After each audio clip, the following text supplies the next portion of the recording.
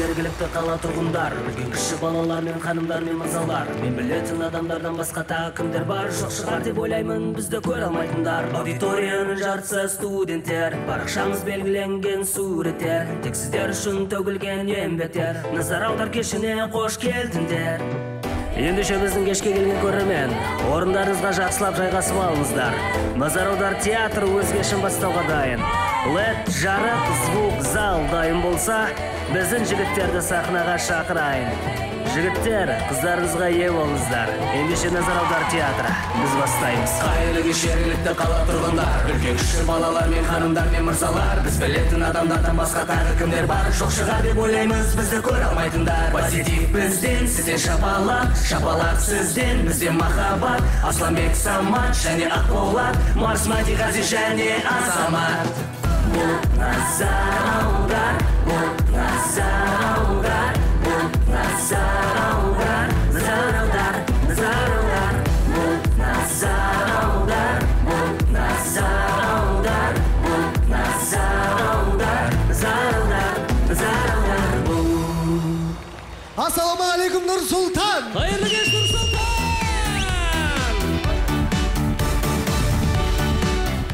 Қош келдіңіздер. Балкон, вообще ризамын. Қазір Құдайға шүкір, карантин шамалы ашып, бұрын тек қана 30-40 адаммен өткізетін еді.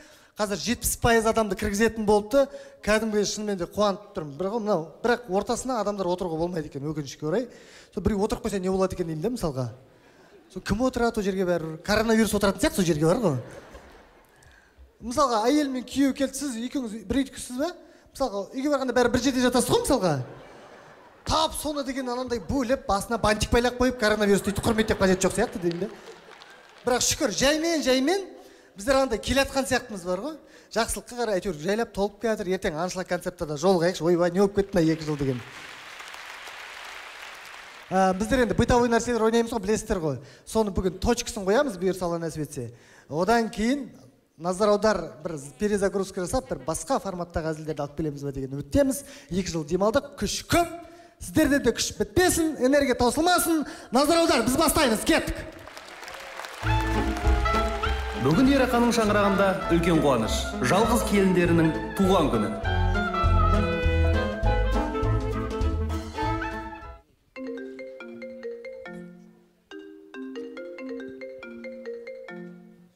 Дәнім? Айгерім апа, мәшінемен түйісіп қалдым. Не дейсің?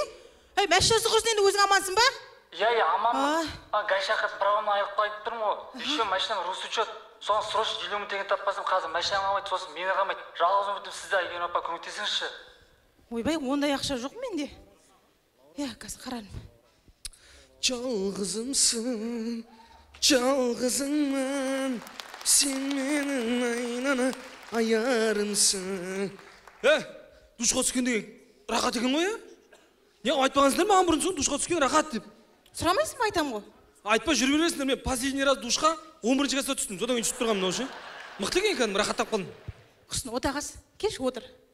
Бірден айтайын деп едің ғой? Осы сен бірден айтамынан қорқам бар ғой. Өйстіп бірден айтайын деп бір душтан рахаттанып шыққан кезде бүкіл рахатты құртасың. Өмірінде бір рет рахаттанып едім, оны құрттың, екінші рет құртайып тұрсың сен уже. Ойбай, қашан бұздым?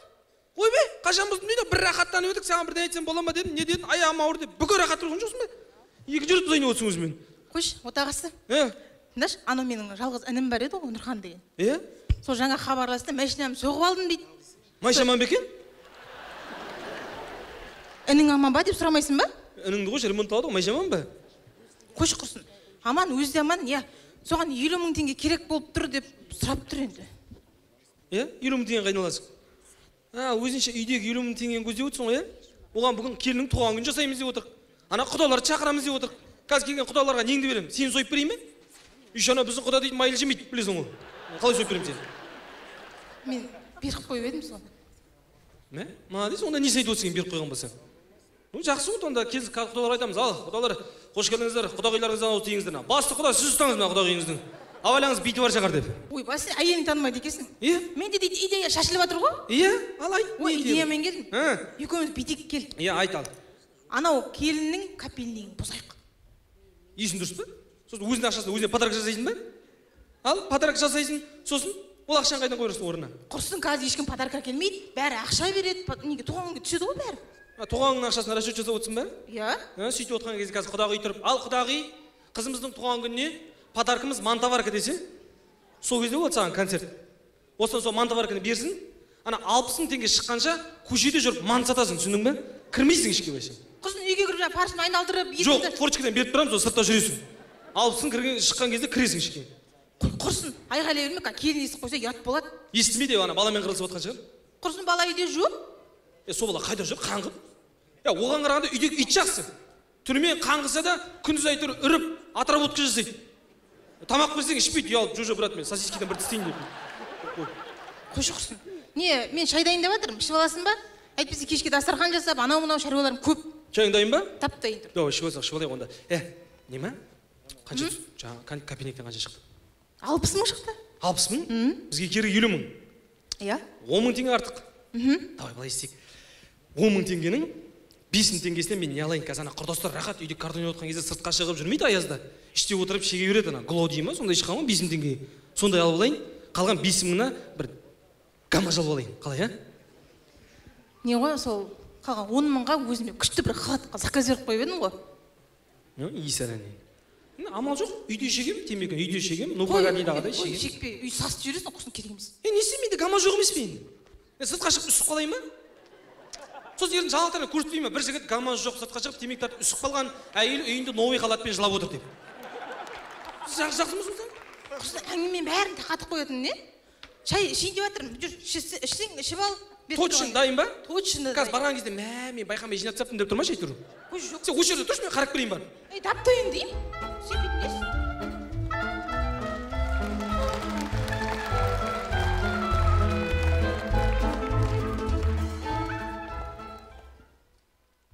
Аппарат вызываемого абонента выключен или находится вне зоны действия сети. Хотя менің туған күнімде үйде отырса болады ғой. Қайда жүр? Қаңғыбас, қаңғып. Брюсли келді, үйге жейтін не бар? Брюсли, жолда біздің Айтжанды көрген жоқсың ба? Не, төпет етіп тұрсың, келіп тұрған жоқпын ба? Сен келдің ба? Жоқ, дүкенде тұрмын. Дүкенде тұрсаң онда үйге кәмпит пешіне аласашы, үйге Брюсли кеп қалып еді ғой, шай қойып жіберейін. Лаура, сен конкретне басты кетіріп тұрсың сен? Қалай басым кетпейді? 3 күн үйде болмасаң, қайда жүрсің? Басты кетірме деймін саған. Басты кетірме дейтін болсаң, не үшін жүгірдің артынан? Не үшін үйрендің маған? Басым кетіп қалды. Өзіме өтеді. Айтжан? Саған не болған? Басты кетірме дейтін басқа сөз білмейсің ба? Қайда жүрсің? Басты кетірме, шаруам болмасын. Шаруам болмасын деген сөзді білем. Жарайды. Бүгін қандай күн екен, білесің ба сен? Білем, суббота. Бүгін менің туған күнім. Қойш, базар жоқ, құтты болсын, жумайсың ба, жейтін не бар конкретно? Мен миым бар. Қой, таста, сен миың ашып кеткен ғой. Ана миыңды ашып қалған кезде ішінде құрттар толып тұратын шығар, көздеріне қарач киіп алған, брата, мынау басты кетіріп жатыр деп. Өзіме жаман өтеді. Сен білесің ба, сол миды жеп жүрсің ғой, білесің ба? Басты кетірме, давай, жейтін бір нәрсе дайында. Жарты сағат уақыт берем, 5 минутте дайын болсын, түсіндің ба? Айтжан, сен тамақтан басқа не білесің? Өмірінде бір рет болсын маған подарок сыйлап көрдің ба? Ең болмаса бір 1000 теңгенің жаңа халатын сыйласаң болады ғой. Сыйлауға болады ғой, бірақ қорқам. Неден? Халатын отношение болып кете ма деп. Өзіме өтеді. Сен бар ғой? Жасың болса 30-да, 7 жасар баланың әңгімесін айтасың маған әлі күнге дейін. Уже дато жас көрінем ба? Айтжан, мен сен осындайынан бар ғой, шаршадым. Лаура, маған десін шаршасын, сен плотно ұйықтап алсайшы, бастырылып атсаң, оят жүре қоям ғой. Кім? Лаура, сен бастырылып жатсың, тұр үстінде мойнынан қылғындырып жатырын бір нәрсені, олай қылғындырмайды, былай қылғындырады. Жарайды, Айтжан. Сен осындайыңды біліп бар ғой.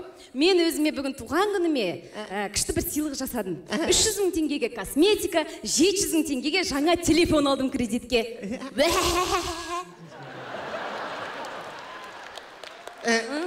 Сен, братала, битіңе неге операция жасатып алмадың?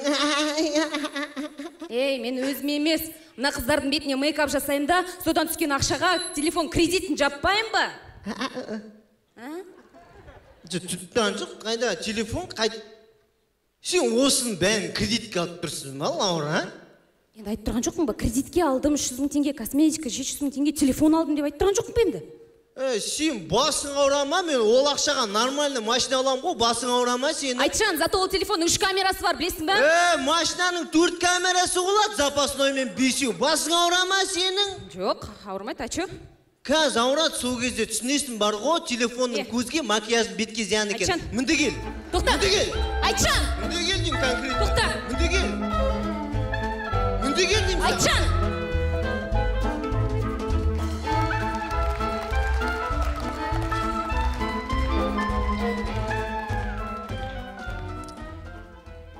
Вообще, тиіспе, түсінің ба? Капелектегі ақша тиісу жолма.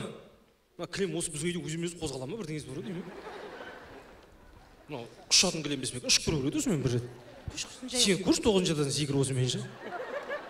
Сен менен құтыла алмай жүрсің болса? Жоқ, мен страховка төменде күтіп тұрамын ғой сені. Кереміз. Халатпен ұшасың, новый халатпен, қалай? Нормально емес пе? Бір халат ала қойып едім, оны да көре қалдың ғой. Халат ала қойдым, сала қойдым деме, ана капелектегі ақшаға тиіспе. Түсіндің бе? Тұра берсін, қолын сындырам осыны алатын болсаң. Мен оны бұзып ініме беріп қойып едім. Сен тағы не істеп қойдың? Айтып қойшы, ертерек біліп отырайық. Ертең 4 баламен келіп тұрмашы, мен баяғыда байқамай тоқ қойып едім деп. Қойшы құрсын. Дастарханға шай ішейік деген жамет, барсам бүткіл шайдың бәрі жинап тастаған. Дастархан бетінде суретіне қарап отырып ауыратын адам құсап. Қойшы, байқамай қалдың. Байқамай қалған жоқсың. Байқамай қалған сен емес, мына мен сені кезінде байқамай алып қойған. Байқамайсың ба енді? Байқатасың ба сен? Байқатасың ба? Қалай алып алғанымызды білмей қалдық қой. Happy birthday to you. Келді оған. Ақырдос, әкем бір келіндеріңнің туған күні құтты болсын. Пожалуйста. Ой, рахмет, рахмет. Өз қолынан торт, өпе-пай. Қандай тамаша. Мынауда кәдің бір шын торт құсап ойнатып жүргеніз, рахмет деп. Мусордан тауып алғанда мынау? Мусордан тауып алсақ та қолымызбен жасадық қой. Материалын тауып алдық қой. Шіркен, әппақ қой, әппақ қойдық, әппақ кемпір. Кім әппақ? Кемпір, ақ кемпір.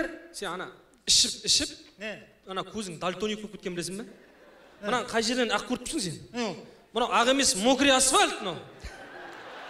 Жаңбырлы күні фар түспейді мұнаған. Өткенде бір майша қағып кеткен.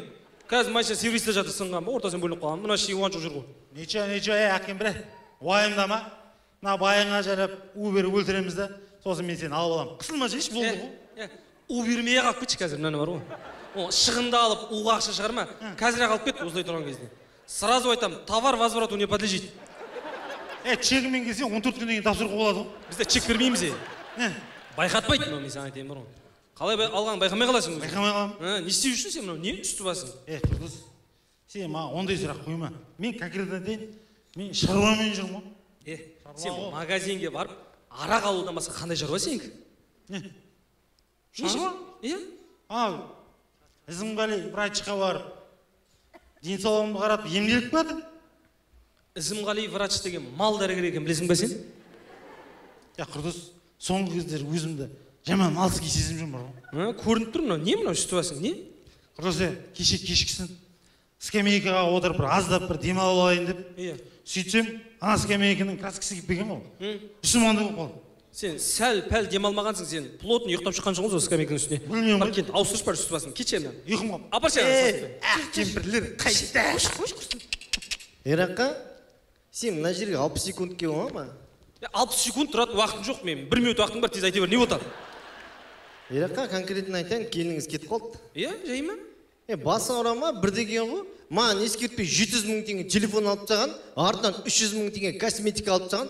Лаура, сен басың ауыра ма, қуасың ба десем, баж етіп, бақырайып, дәлінен жағып, маған встречный шығып кетір. Содан? бір фарын жандырып жүр. Есіңі. Енді не істесем болады, Ерақа? Оны не істесем болады деп, бір фарын жандырмай тұрып ойлану керек, есі. Не істесем болады дейді, бір кет бір ап келенді. Не, телефон мен косметикін ма? Келінді! Келмей ма бірге? Ерақа, таста конкретно еркектік деген намыс деген болу керек қой. Мен никогда бармаймын ондайға. Не, енеңнен қорқасың ба? Ой, Ерақа, таста мен никогда ешкімнен қорқпаймын. Құдағай қалай амансыздар ма? Ерақа, онда жүгінектарым таста конкретно бар ғой. Не өте? Кобра жылан көргендей болуың кәдімгі. Есінде болсын. Мұсылманды қорқытпайды. Мұсылманның көзіне ұрғы болмайды, білесің бе? Әлде біздің келін саған Будда ма? Үйті Будданың да ұрғы болмайды. Не? Сотақ көтесің зәйленше жіберсе, неге дейді? Өз емес па, көз емес пе? Өзі ол конкретно енді. Сол дұрыс па конкретно 700 мыңға алып тастаған? Дұрыс емес, әше дұрыс емес. Жаққа қалайсың, че там? Не істеп жүр мынау? Не мынау үстіндегі? Не? Ақкембірдің бергені тап-таза, дым краски жоқ, керемет емес пе? Құрдас, мен шаршап тұрмын. Мына жерге аздап жатып, көзімді іліп алайыншы, Құрдас. Сөйтші көзіңді іліп ал, көзіңді ішінен іліп ал. Біреу қақса ашпа. Үйде ешкім жоқ деп іліп алып жатшайшы. Бер келе, тұрың деген. Құсын? Не айғай, құсын дауыстар ана аяққа дейін шығып жатыр. Қалай айқайламайсың, келін кетіп қалған. Аманшылық па? Аманшылық болса кете ма? Мынау бір фарын жандырып жіберген. Өзі ғой. Встречаға шыққан болып тұр ғой. Сол ғой.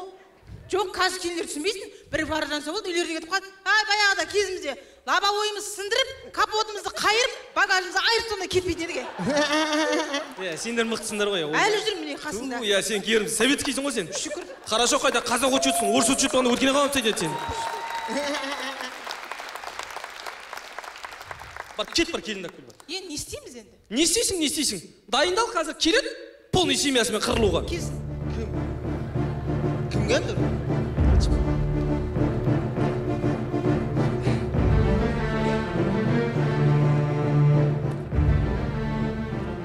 Ассалаумағалейкум, құда қалай амансыздар ма? Үйштермен балдар сол ма? Өзіңіздің келгеніңіз дұрыс болған екен құда.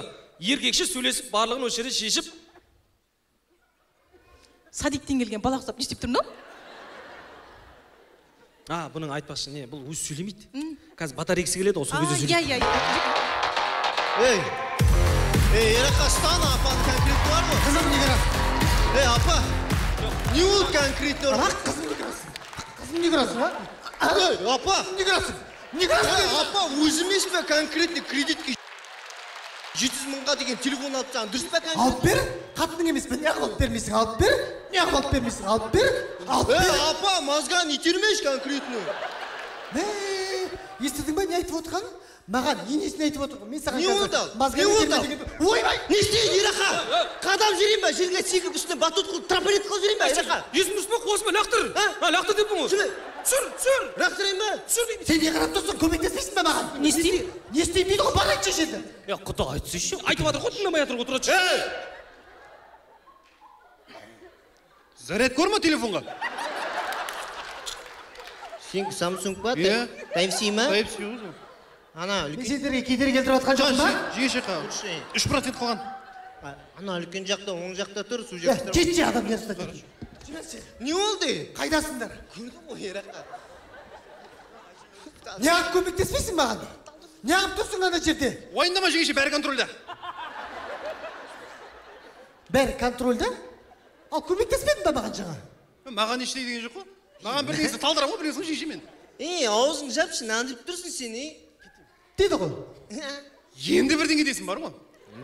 Ерақа, жібеш, не болды? Жапшы аузыңды. Жапшы деп атыр саған аузыңды. Қой, маған емес шығар. Бәші, смотр. Қыртымай тұран жерге. Араласпашы адам нервысына тиіп осы. Мен сен баланы соттатам, түсіндің ба? Мен сен баланы қызды қалай соғатын көрсетем мен саған. Құдағи, қазір әйелін ұрғандар соттамайды. Неғып? Сенің қызың по закону таяқ жеп тұр. Ойбай. Құрдас, не болып отыр, Құрдас айтшы. Туған күн тойлап отыр ма десем, сен төбесіп кеткенсіңдер ме, не болып отыр? Қарашайшы, аржаңға, қарашайшы. Құдай, привет, Құдай. Кетші, нервыма тимеш, кетші, аузың сасымай.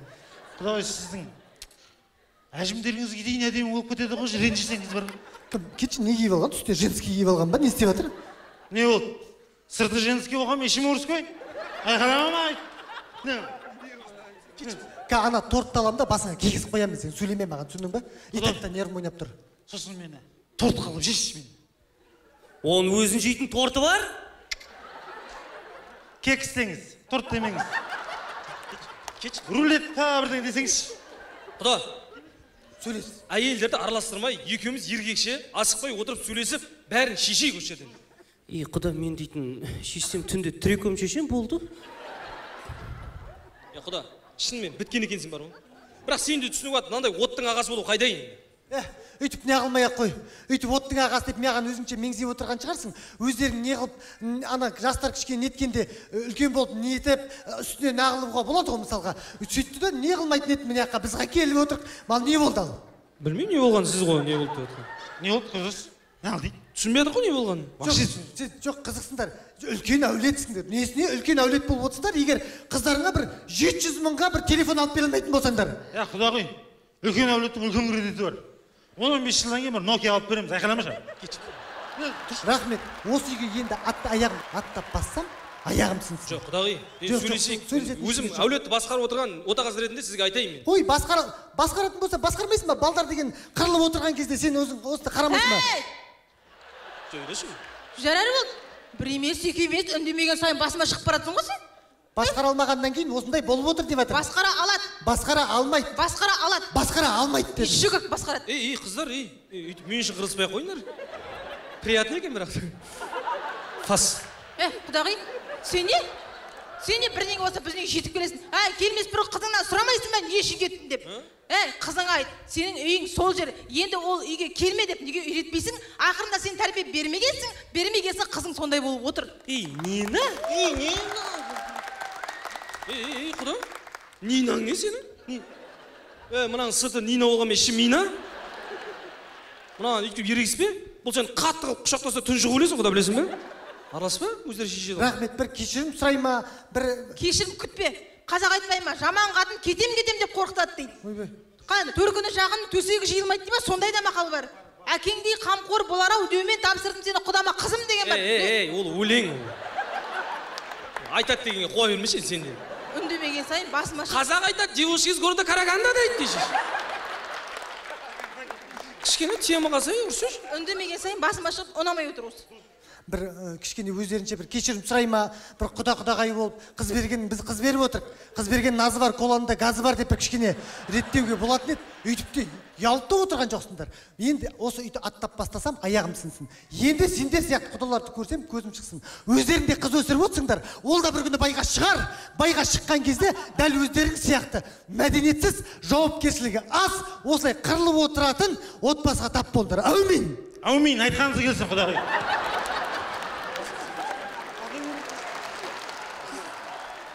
Let's go. Ер артынан. Түсілді ме? Шық дедім ғой. Құдағи. Қызсаң қыз, түсіндің бе? Құдағи, бұл қыз дегенді білдірмейді. Бұл жүрек дегенді білдіреді, түсіндіңіз ба? Жүрек деген ондай болмайды, түсіндің бе? Жүрек деген мынандай болады. Мен де сені құдағиым ау мені. Қойшы, кетші. Жаным сапсары. Құрдас, осыларға бола көңілің түсірміш. Білесің ғой олардың мінезін? Сұлу конкретный. Ераққа конкретный безобет осының барлығы мен арқамда, мен кесірімнен.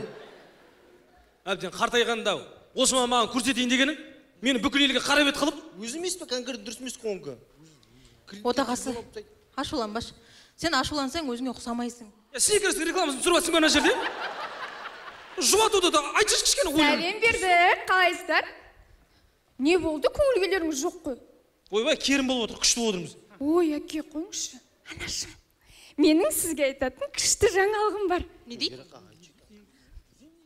Не дейсің? Есін дұрыс па сен қыздың? Бірінші бөлімнің соңы.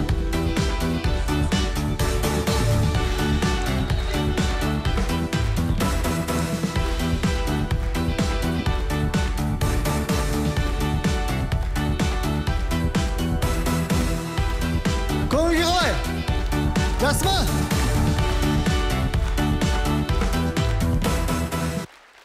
Қазір енді ортаға әншілерді шақырайын. құрметпен, қошеметпен жас әншілер, керемет әншілер, шығып келе жатырған әншілер, самый главный ең бастысы сөздің қадірін, сөздің төркінін түсінетін жігіттер, өлеңдердің арасында боқтық жоқ деген сияқты ғой. Енді қазір түрлі өлеңдер шығып кетті. Соның арасында әйтеуір бұрынғылардың жолымен әдемі әндер жазып жүрген құрметпен, қошеметпен ортаға шақырайын. Көп олар. Дұрыстап хабарлайын. Аука бар. Ауканы танисыңдар ма? Ойды. Аукан біреу жақсы көретін сияқты. Деді ғой. Мади. Білесіздер ма, танисыздар ма? Мади ғой, дұрыс айттым ғой. Қазір. Мен жерде меңі бар, е? Сол ғой. Керемет әнші, тоже. Және дуэт бар. Дуэт бро деген дуэт бар. В общем, қара, Аука, Мади, дуэт бро, үшеуі квартет болып шығайын деп отыр ғой, короче. Сіздер андай шыққан кезде от души қошемет тұрыңыздар, өздерін Розарымбаев сезініп қалсын.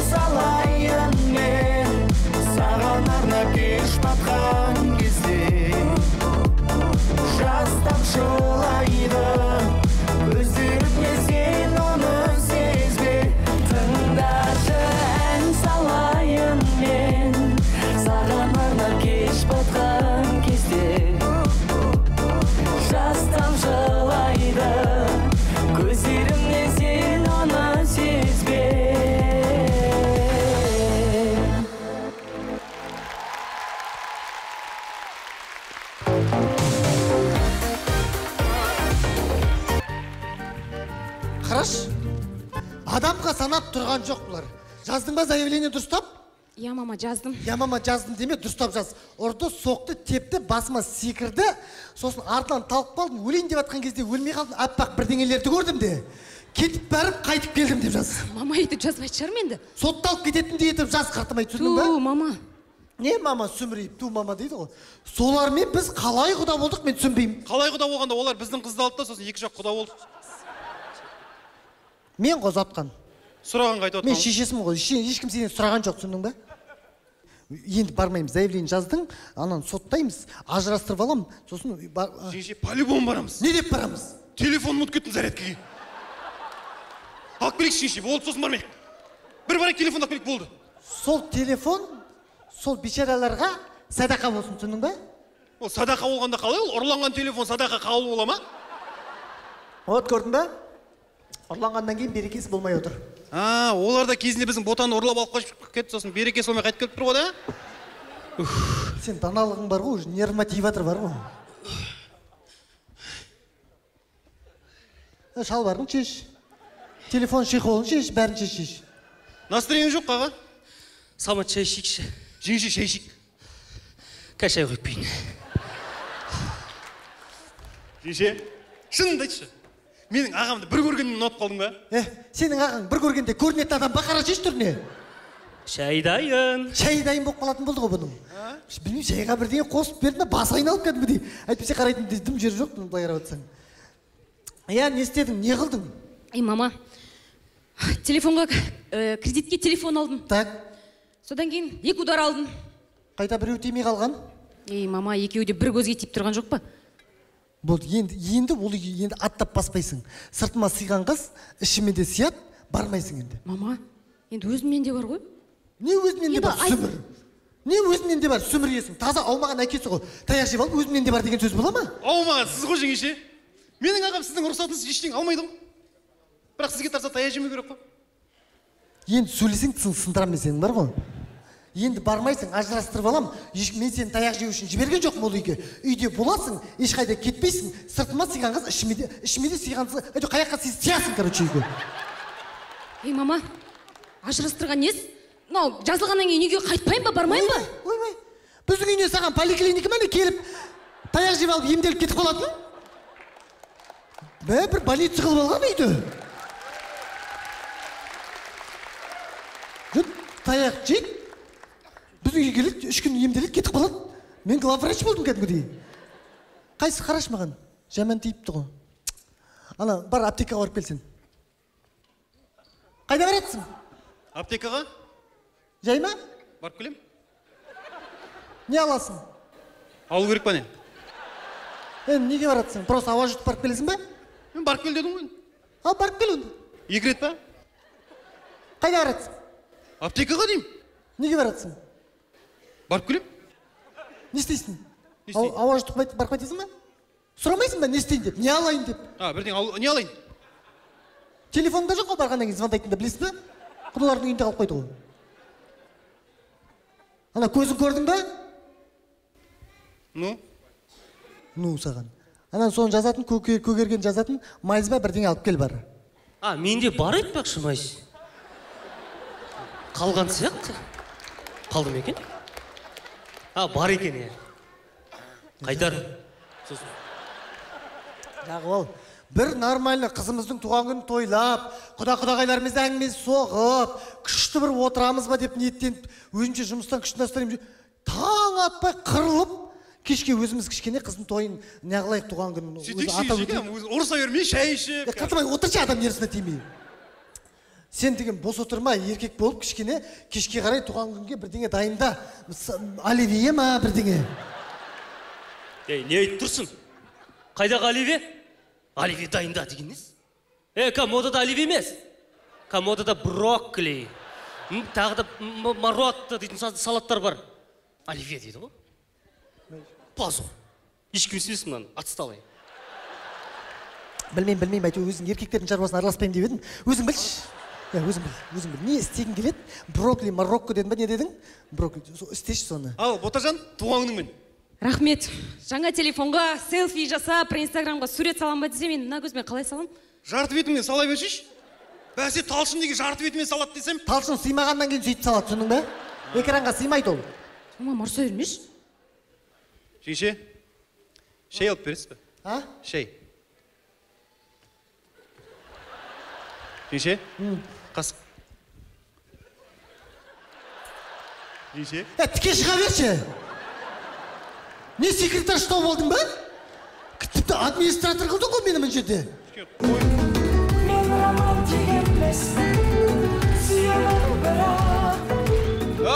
Әкешім, анашым, менде жақсы аналық бар. Жаманнан баста арт жақсы болсын да. Саған бір жаман жаңалық бар деді ма? Маған қара! Саған бір жаман жаңалық бар деді ма деймін саған? Итакта жаман жаңалықтан келіп отыр. Жаман ырым бастамай отыр, түсінің ба? Маған қара! түсіндің ба? Иә, не жақсы жаңалық? Мен үйленетін болдым. Шүкір. Можно. Молодец. Адам баласы өмірге келгесін, артына ұрпақ қалдыру үшін келеді. Ойбай. Осыны біледі екенсің. 38-ге келдің, үйленіп бөлек шығып кішке тұрмайсың ба өзің? Сасып бізбен тұрып жатсың ғой. Үйде келеді, настроение жоқ, көңіліңе алма. Тәтеңді білесің ғой. Құда ол, өзім барам. Құда ол нормальный адамдар жібереді. Билей алатын, сөйлей алатын, ішсе көтере алатын. Жеші мен сөйлей алам. Мен билей алам. Маған іш десе ішем. Ішпе десе де ішесің ғой, мен сен білем ғой, қойшы. Сол үшін барайын деп отырсың ғой, не қыртып отырсың маған? Қоя қойшы, осы адам нерсіне тимей. Я, кім қыз, қаяқтың қызы, не қыз, қай жердікі? Енді қай жердікі болғанда енді жерлес қой енді. Жер деген, мында кел. Домалақ болады. Соның қай жері? Атауы болады олардың. Материгі болады. Экватордың қай жағында деп сұрақ қойып отырмын. Адам нерсіне тимей, нақты жауап бердіңдер мен сөйлегенде сұрақ қойғанда, түсіндіңдер ме? Жеңше, домалақ демекші біздің үйде глобус қайда осы? Сен сөйлердің алдында ойланасың ба кішкене? Ойлаған қарасам, вообще ойланбайды екенмін ғой мен. Енді сөйлесең, глобусты басыңа кигізіп қоямын, түсіндің ба? Өмір іздемейтін боласың, глобуспен бірге жүресің, түсіндің ба? Жап аузың нервіға тимей. Кімнің қызы? Енді өздерін жақсы танитын адамдардың қызы. Шүкір, мынау сияқты танымайтын жаққа шығып, ертең қырылып отпайық бүгінгідей. Я, кім? Енді құдаңыз Ерболаттың қызы Сымбат қой. Кәдімгі мына апымның ата-енесі Ерболат құданың қызы деп тұрсың ба? Сымбат? Сымбат? Сол ма? Иә.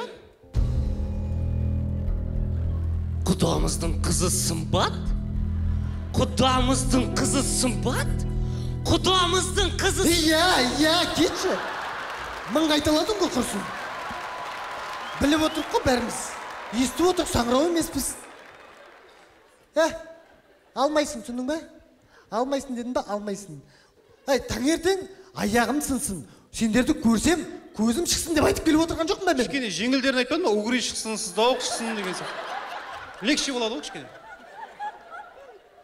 Таңертең мынаны ажыратып, заявление жазып, осы солармен көрместей болып, қырылып, енді бәріп, құда болып деп, қай бетімізбен барамыз ол үйге? Жеңше, таңертең қырылған бетімізбен барайық та, до конца қырылтсайық.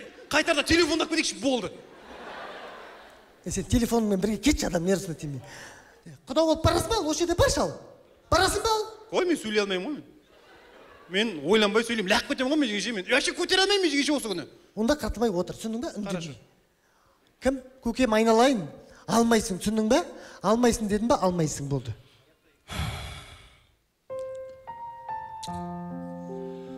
Аяқта екеу, қолда екеу. Ұша! Фиф! Көз жанарың, қолда екеу. Фиф! Қатын басымен мен үстебейтін бар мұлай. Фиф! Үшті мурашка болып жатыр, қарашы ана. Құмырсқалар жүріп жатыр. Ша, не дейді? Екеу тіпті құлақта. Төртеу құлақ бола ма не? Ал жүрек жалғыз бірақта. Ойбай, ша, нервіма тиіп тұр, мынау бар ғой. Айттым, корейский киноларды көрсетпеңдер деп. Жоқ, қоймайсыңдар, мынандай романтик болып кеткен ғой, не в тему. Анашым, мен жүрегімде тек қана бір адамға орын бар. Ол Сымбатқа. Сол жүрекке төрт қатын сияқты, түсіндің ба? Төрт қатын сияқты, түсіндің ба? Ондай болатын болса, маған да алға болады екен ғой, да? Не дедің? Естіген жоқпын. Шық дедім саған. Не дедің? Жоқ, ондай болатын болса жақсы шығар, да? Қандай болатын болса жақсы шығар? Жоқ, ондайлар бар шығар, да? Қандайлар бар? 10 болды ма сағат, мен салаттар дайындау керекпін, айтпақшы мен. Мында кел. Ана көрдің бе? Слабый өзің сияқты. Екеу түкті құлақта, бірдеңеде жырақта деп қуып отырған ол деген. Еркекше сөйлеспейсің мына еркектің қолының тәрбиесін көрмеген ғой мына бар. Сөйлесем. Дұрыстап сөйлес. Бала, күнделігінде кел, сабағыңды оқыдың ба? Шамал, мынау қатын алып келейін деп жатыр ғой, білесің ба? Қайдағы күнделік сұрап отырсың?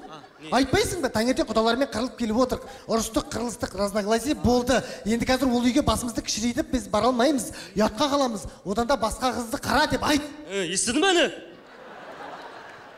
Өзің фантазияң кішкене дұрыстап сөйлеп, миыңды қосып іске. Мына жердегі миыңдағы адамдар төменге тілге әріптерді лақтырып, сол тілдерің деген тістердің арасынан шығара алмай ма сонда?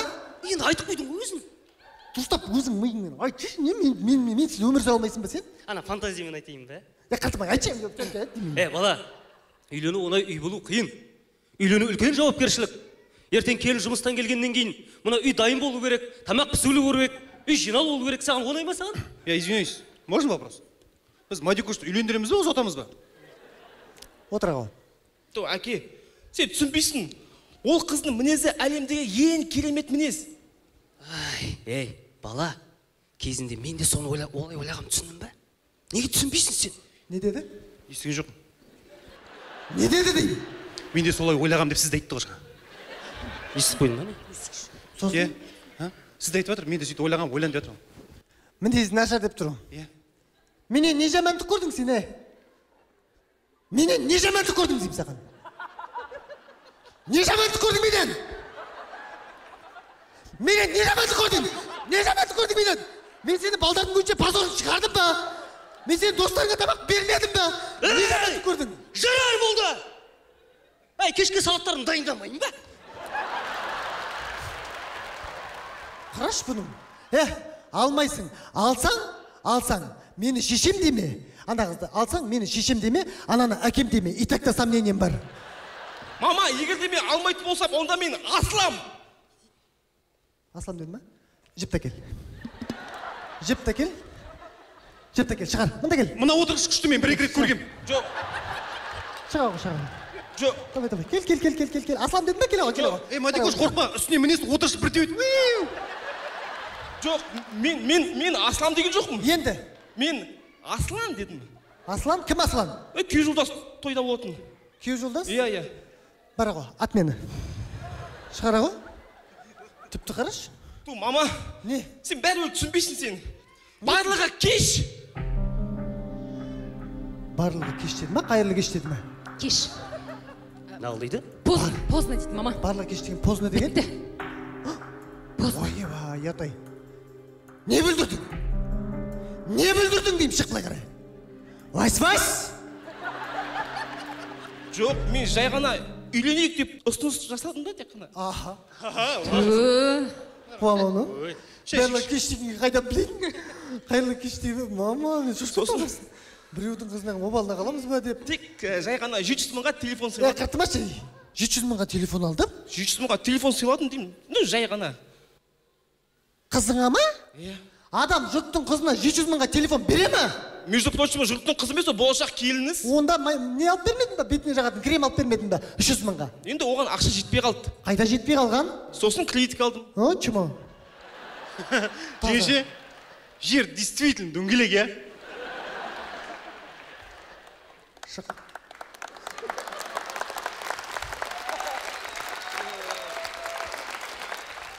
Жер үшбұрышты. Түсіндің бе? Жер қандай? Үшбұрышты. Көрсет. Жер қандай? Үшбұрыш. Шығар қолыңды. Жер үшбұрышты, түсіндің бе? Мына жерден жер бітеді. Мына жерде қосшы, осы жерден аяғын салбыратып отырасың, түсіндің бе? Жер қандай? Жер үшбұрышты. Қосшы екеуміз аяғымыз салбыратып отырамыз. Түсіндің ғой? Қандай жер? Жер үшбұрышты. Қосшы екеуміз отырып, бір орын бар қасымызда. Түсіндің ғой? Ұмытпа. Жер үшбұрышты. Отыр. Адам берсіне тиме. Алмайсың дедім бе саған? Көкем айналайын. Алмайсың, түсіндің бе? Бара ғой. Еркекпен еркекше сөйлеспейсің бе? Мынаң айтып отқанын көрдің бе? Не айтып отқанын көрдің бе? Мен бүйтем, мен сөйтем, өлем деп қояды. Бар дұрыстап, еркекпен еркекше сөйлес. Бала, қазір мен саған өтірік ақыл айтамын, сен иә дей берші ма? Бала, үйленбейсің ба дедім, үйленбейсің. Ойлан. Мен үйленем. Егер де үйленбейтін болсам, онда мен өлем. Осыдан өл, мен сені өлтірем, түсіндің бе? 9-шы этаждан лақтырып жіберем. Мына зонтигіңді қолыңа ұстатам да ашып жіберем. Жерге түскенше ойланып барасың, түсіндің бе? Ұстам мынаны. Жоқ, мама, мен жерге түспеймін. Мен бірден ауада зонтикпен ұшып баратам да, Сымбаттың балконына түсем де, қақ алдына тұрам да, есік қағам. Тук-тук-тук деп.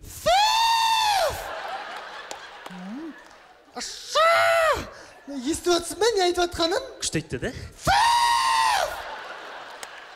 Кімге тартқан деймін? Кім бар? Мен кімдермен тұрып отыр башы? Мама, маски болып тұр бар ғой кәдім.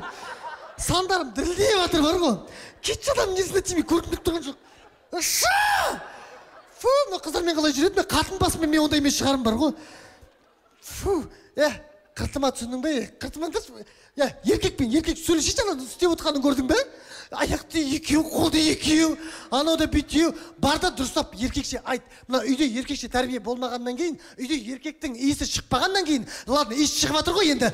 Бірақ енді еркекше бір сондай мужской сила, воспитание болмағаннан кейін, мына осындай слабак болып отыр.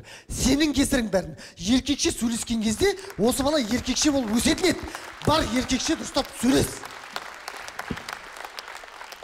Еркек екенім енді есіне түсті ме? Сен мені сыйламағаннан кейін балдарды мен сыйламайды. Балдар айтқанды емес көргенін жасайды. Қызын жүр міне. Өзіне ұқсаған күйеу баланы бағындырғысы келеді. Ұлын жүр міне. Ұлын жүр міне. Келіннен айтқаннан шыға алмайды. Оның бәрі менің кінәм емес. Ол сен маған дауыс көтергеннің кінәсі. Түсіндің бе? Мен шаршадым. Мен шаршадым. Жап аузыңды. Жап! Надоело! Надоело бар ғой. Шаршадым. Енді мен сөйлеймін. Мен сөйлеймін.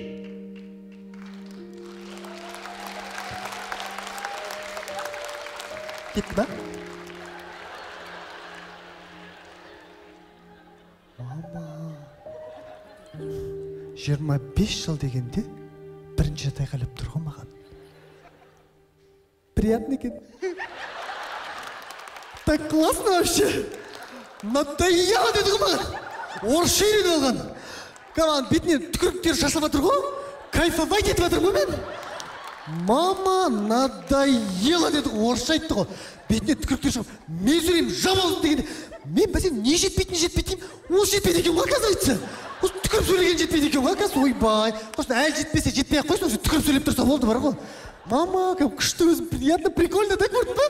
Күшті бақ. Мен енді үйленемін да? Қыртымай отыршы, адам мерзат емей.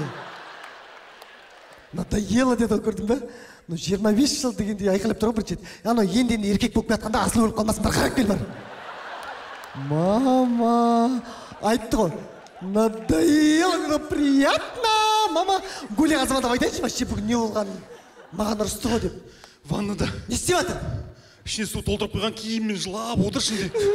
Қайдан әкелерінде бар? Екінші бөлімнің соңы.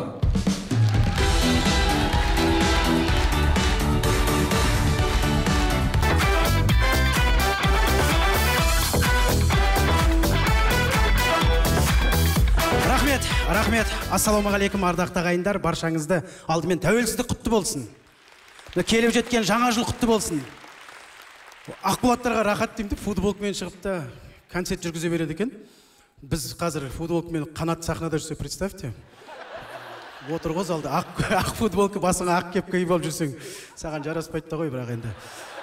Маған да жараспайды. Біздің өзіміздің буынымызда бір костюмші оларға үйреніп қалғанбыз, галстукты мойнымызға қылғын басақ шыға алмаймыз. Қазірғылар рахат футболкамен, кроссовкамен сахнада жүре береді. Назар аудар театрының кезекті керемет концертіне қош келдіңіздер.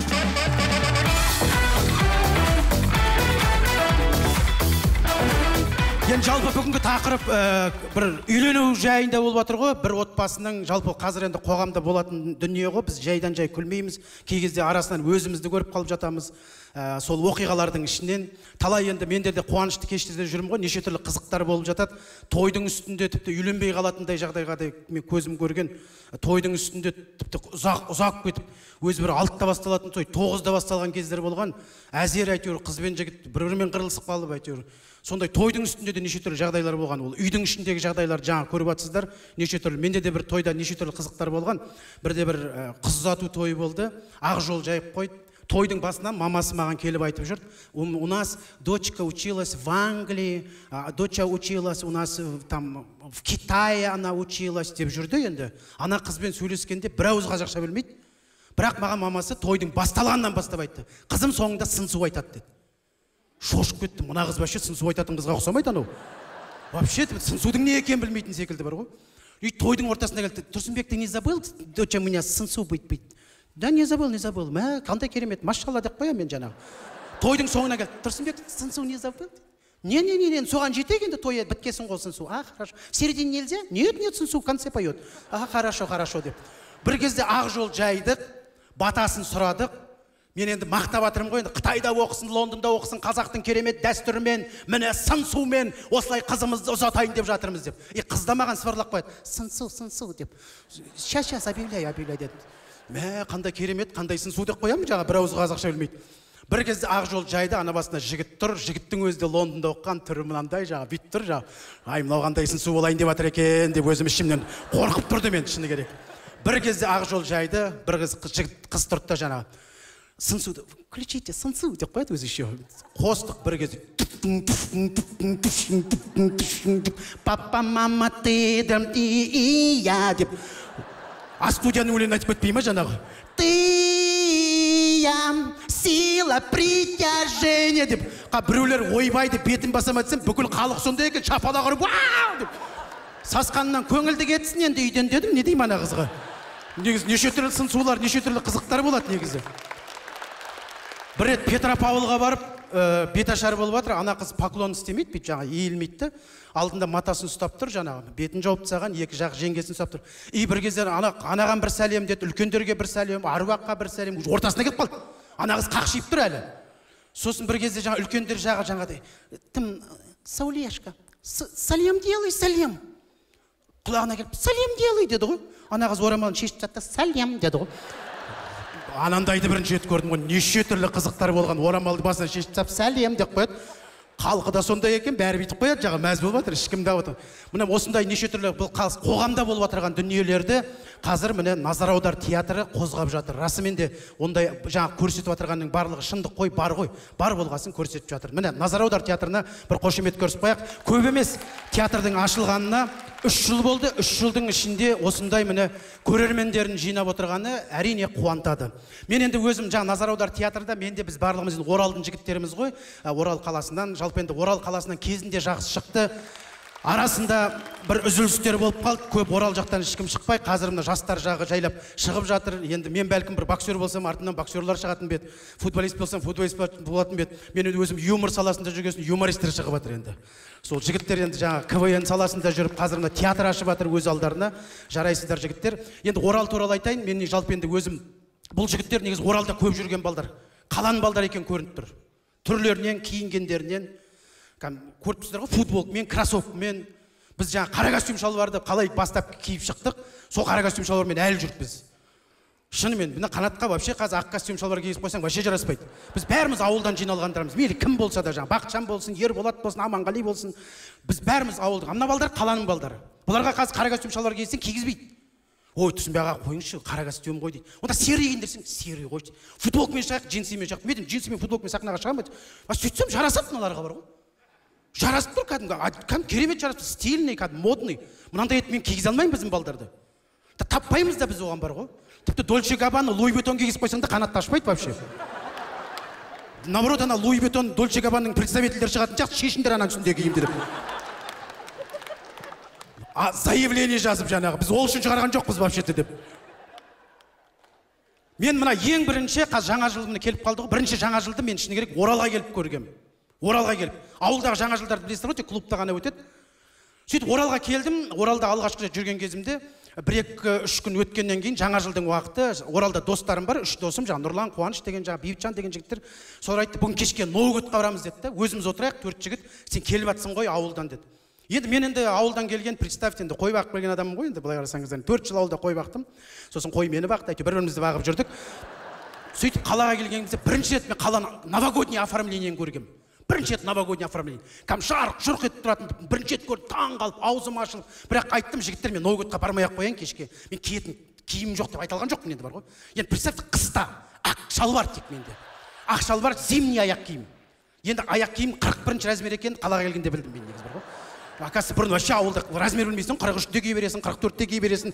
Аяғың сыйса болды ғой, үлкенде болса жүн киіммен киіп кете бересің жаңағы. Мен шыны керек, көп жігіттер негізі қалаға келген кезде киімнің размерін білдік қой. Акасы мен үстінде киім акасы 54-ші размер екен, аяқ киім 41-ші размер екен, сонда барып көрдім. Бұрын тек үстінен кие бересің ғой. 54 па, ол 56 ма, үлкен болса шалбар трикоға салып аласың, триконы носкиге салып аласың, әйтеуір бір-біріне салып жүре бересің жаңағы. Қалаға келген кезде жігіттерге айтты, мен бармай-ақ қояйыншы дедім. Жүрші деп қоймады. ладно төртеуміз отырамыз ешкім болмайды деді. Болды енді үшеуің болсаңдар төртеуің болса барайын дедім жақсы. Бірақ өз кезде мен филармонияға жұмысқа кіріп қойғам, кіргеніме бір апта ғана уақыт болды. Қасында жаңа қарсы Қарлығаш деген кафе бар. Оны вообще кафе, ол оказывается Забегаловка екен оказывается. Тек оның ішінде пиво мен балық сатылады екен, болды. Мен тек сыртынан ғана кафе деп, соны ғана білем Оралда.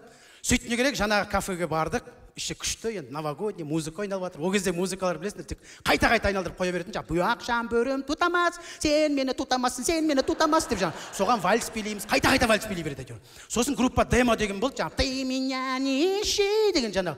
Сол әндер екеуін айналдырып қоя береді. Быстрый болса соны қояды, вальс болса тұтамасты қояды. Бізден Малик, жаңа Нұрлан, кімдер кішкене енді қаланың балдары шустрый ғой енді жаңа. Ана қыздармен барып біреу сөйлесіп келді, столдарымызды бір-біріне қосып жіберді. Мен вообще қызбен танысып көрмеген бар ғой, шын айтайын бар ғой. Өзім андай ішімде комплекс салып қойған, маған кім қарайды деген. Енді қой бағып жүрген адамға кім қарайды деген комплекс тұрады ғой ішінде жаңағы. Сөйтіп жаңағы отырған кезде төртеуіміз әңгімелесіп отыр. Мен вообще ештеңе деп отқан жоқ. Ол кезде вообще орысша білмеймін, алар мен орысша сөйлесіп отыр, мен тек бір-біріне қарап. Андай вообще негізі вообще ауылдан келген қызық екен, жаман екен ғой деп күле бересің, басқа ештеңе айтпайсың. Мен таныстырды, Тұрсынбек деді, ана төрт қыз вообще қарағанда жоқ, вообще маған бар ғой. Мен өзімен өзім дедім, қайда шашы өсіп кеткен, былай бүйтіп айналып келіп сап-сары ғой. Күнге күйіп кеткен, миллионер ойлап жүрген шығар олар. Сөйтіп отырғанымда Нұрлан тұрды да бір қызбен биге шығып кетті. Екінші тұрды да Бейбітжан бір қызбен биге шығып кетті. Қуаныш бір қызбен биге шығып кетті. Енді өзіме ұқсайтын қыз қалды. Енді үшеуін нормальсын алып кетті ғой енді. Ана қыз бірақ өз-өзін ол үйтіп ойлап отқан жоқ. Ол өзін красавица сезініп отыр. Маған вообще кәдімгі бүйтіп қарап қойып, нервсіз ұстап отыр бар ғой маған. Кәдімгі нервный болып отырған. Мен биге шақырып қалама деп ойлап отыр бар. Оны вообще биге шақырам деген ойым жоқ менің вообще. Мен даже вальс билеп көрмегем ауылда бар ғой. Деп айта берейінші, мөлдірдің көзін жақа. Сөйтіп бір кезде отырым іші көк түтін болып кетті бар ғой. Сосын тұрдым да енді қой аналар билеп болғанша таза ауа жұтып көрейін деп орында отырдым да жайлап тұра бергем ғой. Мен ойым басқа ғой. Ана қыз ойлап қалды ғой биге шақырайын деп жатыр деп. Шақырма деді ғой. Шошып кеттім бар ғой. Енді орысша айтты, не зови деді ма бірдеңе деді. Мен нет дедім. Таза ауа жұтып көрейін деп орысша айта алмай тұрмын ғой жаңағы. Мен далаға шығып бара жатырмын деп айта алмай тұрмын, не могу вообще сказать. Енді қазір айтуға айтар едім ғой, қайтадан отырып қалдым, байғұс далаға да шыға алмай отырмын ғой, қорқып бар ғой. Сосын бір қаз тұрдым да ақырын бүйтіп просто енді ана қызға қарай емес, мына жаққа қарап тұрайын жаңа бәлкім түсініп қалар деп тұрып жатсам, нет дейді, қайтадан отырып қалдым. Сосын жайлап айттым мен там я туда не пойду туда дейді. Не ты, я туда деп жаңағыдай. Сөйтіп отырған кезде әйтеуір не керек? Сосын ана қыз тұрды да, как зовут тебя деді. Тұрсынбек деді. Откуда деді? Ақпатер. Етігі де дейді. На земле. Как на земле дейді? Білмеймін дедім, там в сторону Фурмановка, Первомай, потом деп жеткенше бүкіл ауылдың атын айтып бердім әйтеуір. Там Жалпақтал, там поворачиваешь и там Ақпатер дедім. Фу, дейді маған жаңағы. Ештеңе деген жоқ. Вообще ештеңе дей алмай отырмын енді. Ұялып отырмын ана қыздан. Где работаешь деді? Филармония работает деді. Это что дейді? Поет дедім. Песни поет, танцует. Танцуешь дейді? Нет деді. Ой, тормыз деді. Бірдеңе деді әйтеуір. Отыра бердім, сосын мен де бірдеңе деуім керек қой енді. Можно я кафе сені шақырайын? Куда дейді? Кафе Қарлығаш деді. Ол оказывается забег. Где дейді? Қарлығаш. Фуй, кетші деді ме? Бірдеңе деді. Ладно дедім. И сөйтіп есімде қалып қой, тұрдым да шығып кеттім далаға. Сосын проспекттің бойымен болған оқиға ғой, келе жатырмын. Өз-өзіме булығып, бұтта ақшалы бар, жаңа қыста адам ақшалы бар екен ба? Үстінде куртка, басымда әйтеуір білмеймін, бір әйтеуір бөрік әйтеуір, морквый. Еще күн жаңбыр жауып тұрған сияқты қарарласып, ол вообще бүйтіп жабысып қалған бір-біріне жаңа. Сөйтіп кетіп жатырмын да ішімнен ойлап қоямын, ертең сенен де жақсы қыз тауып аламын, мен бар ғой, нормаль, сенен де қыз тауып қарамасаң қарамай-ақ қой, ертең бүйтем, анау-мынау өзімен проспектте сөйлеп бара жатырмын жаңағыдай. Ешкім естіп тұрған жоқ қой енді жаңа. Сөйтіп күндердің Астанаға кетіп қалдым, сосын енді өзім үйлендім, мөлдірге жаңа, одан үйлі болдым, баранды болдым, Әзіл әлемі театрын аштық. Сөйтіп күндердің күнінде Әзіл әлемнің 6 жылдығы болды. Қазір енді 10 жылдан асып кеттік қой. Әзіл әлемнің 6 жылдығы болды. Орал қаласында концерт беріп, сахнаның сыртына шығып тұрсам, бана қыз келіп тұр. Представьте, вообще өмірде неше түрлі қызықтар болады. Бана қыз келіп тұр. Таныдым ба дейді, қазақ сөйлеп тұр уже. Қарап тұрмын, таныған жоқ мен шынымды айтайын ба. Екеуміз помнишь, Нұрлан бар, Қуаныш бар, сен достарың бәріміз отырғанда біз отырдық қой. Мен жыным келіп кетті ана қызға бар ғой, сол жерде ол. Сен ба деген секілді бар ғой уже. Сенмен фотоға түсуге бола ма дейді ғой жаңағы. Сосын мен тұрдым да айттым, түспеймін демейсің ғой, түсем дедім. Уверен, түсем дедім. Еще бүйтіп тұрып түстім кәдімгі. үстінде нормальный костюм уже бар ғой жаңа, ақшалбар жоқ уже. Нормальный костюм бүйтіп фотоға бүйтіп тұрып гордый кәдімгі ана қызбен түстім де жаңағыдай рахмет деп неғып жатсам, қолыма қағаз ұстатып кетті. Прикинь. Телефон номерін жазып берді ма деп бүйтіп қағазды ақырын ашып қарасам, кешкі 8-де Қарлығаш кафеде күтеміз енді қояды жаңа. Барған жоқпын мөлдір. Содан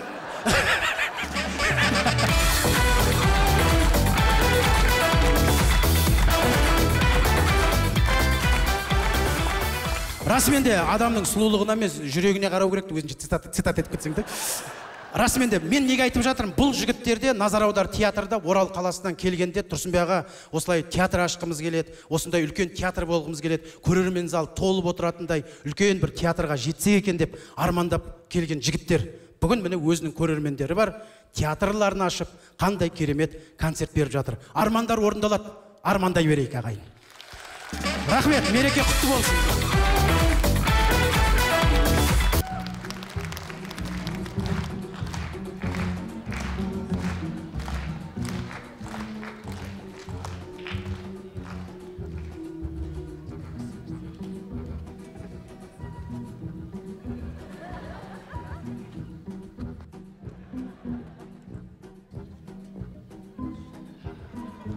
Не істеп жүрсің сен, мен көлеңкем құсам?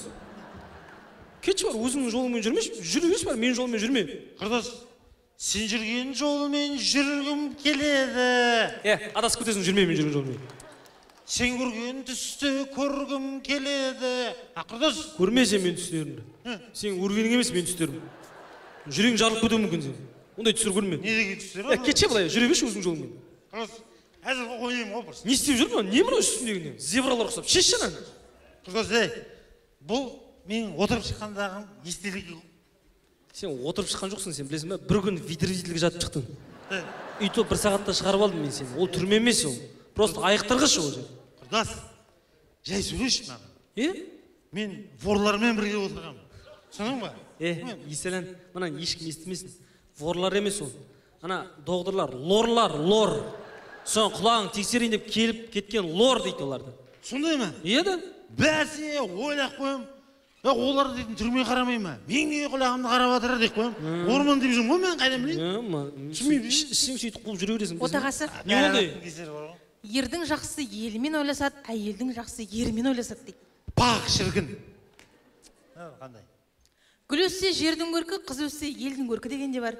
Поқ шіркін ау.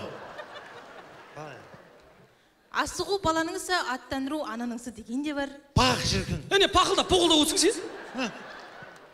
Құрдас, пақ дұрыс па, поқ дұрыс па айтшы маған.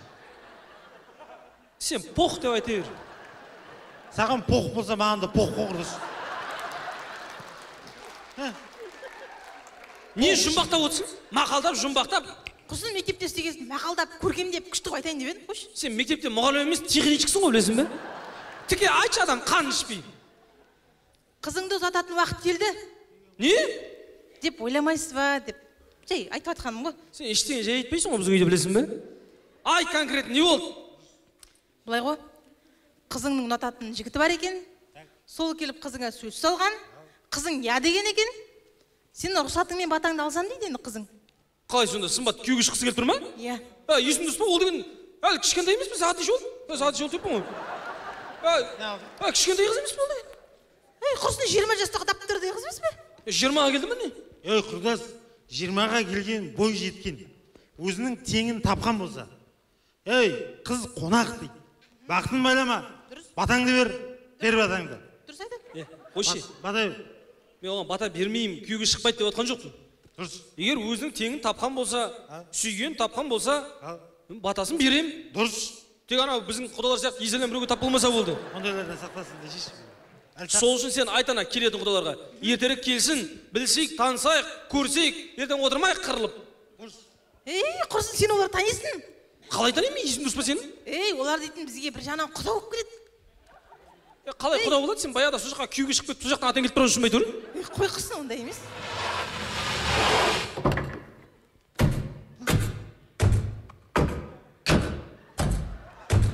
Поездан түсіп жатыр ма, поездан? Кім? Кім дейді ол, басқа кім болады? Құдалар емес пе? Есік жапқан кезде 45 рет жабатын. Нағылған жаба алмайды несі кім ол? Нағып жүрді, жаңа телефондар ұмытып кеткен шығар, соны алып кете келе жатыр ғой. Зарядке толып тұр ғой менің. Зарядка телефонын берді, нормально құтылайық. Ана, берген. Қазір ана енеңнен дұрыстап кешірім сұра, түсіндің бе? Қой, таста, ераққа қайта не алып кешірім сұрай беремін мен конкретно. Сұрайсың дедім ба, сұрайсың. Бір рет кешір деймін бар ғой. И то расын айтпаймын. Таяқ жеп қоймақ.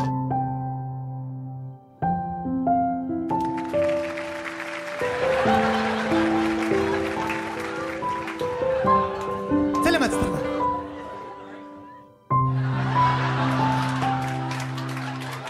Сәлеметсіздер ме? Сәлеметсіздер ме? Не істеп жүр, тауық тұрмысың? Құдайға үстіне бүкіл күлкін тіге қойған ма не істеген? Қойшы болды. Апа, кеші. Ераққа айттым. Енді құда айып етпеңіздер, кешіріңіздер, біздің қателік баладан болды. Жоқ, қате ондай емес. Онда сіз қайта кешіріңіз бізді. Бізді кешірім сұраймыз сізден. Мынау енді пенде болғаннан кейін болады ғой.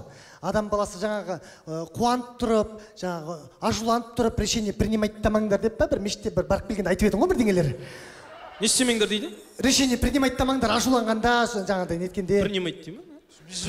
Сондай дейді айтады ғой, енді мен де көп не алмаймын, енді пенде болғаннан кейін ашуға бой алдырамыз кейде. Мынау кешірім сұраймын, мына мұсылманға жалпы кешірімді болу керек дейді ғой енді. Құрдас, құдағай намаз оқып кеткен ба? Қойшы болды. Тұраш түсінбей жатқан жоқ.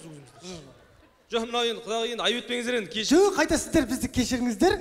Мына енді біздің үйде сөйлеймін деп жатыр ғой, сөйлей ал, мен сөйлеймін, мынадай ел деп.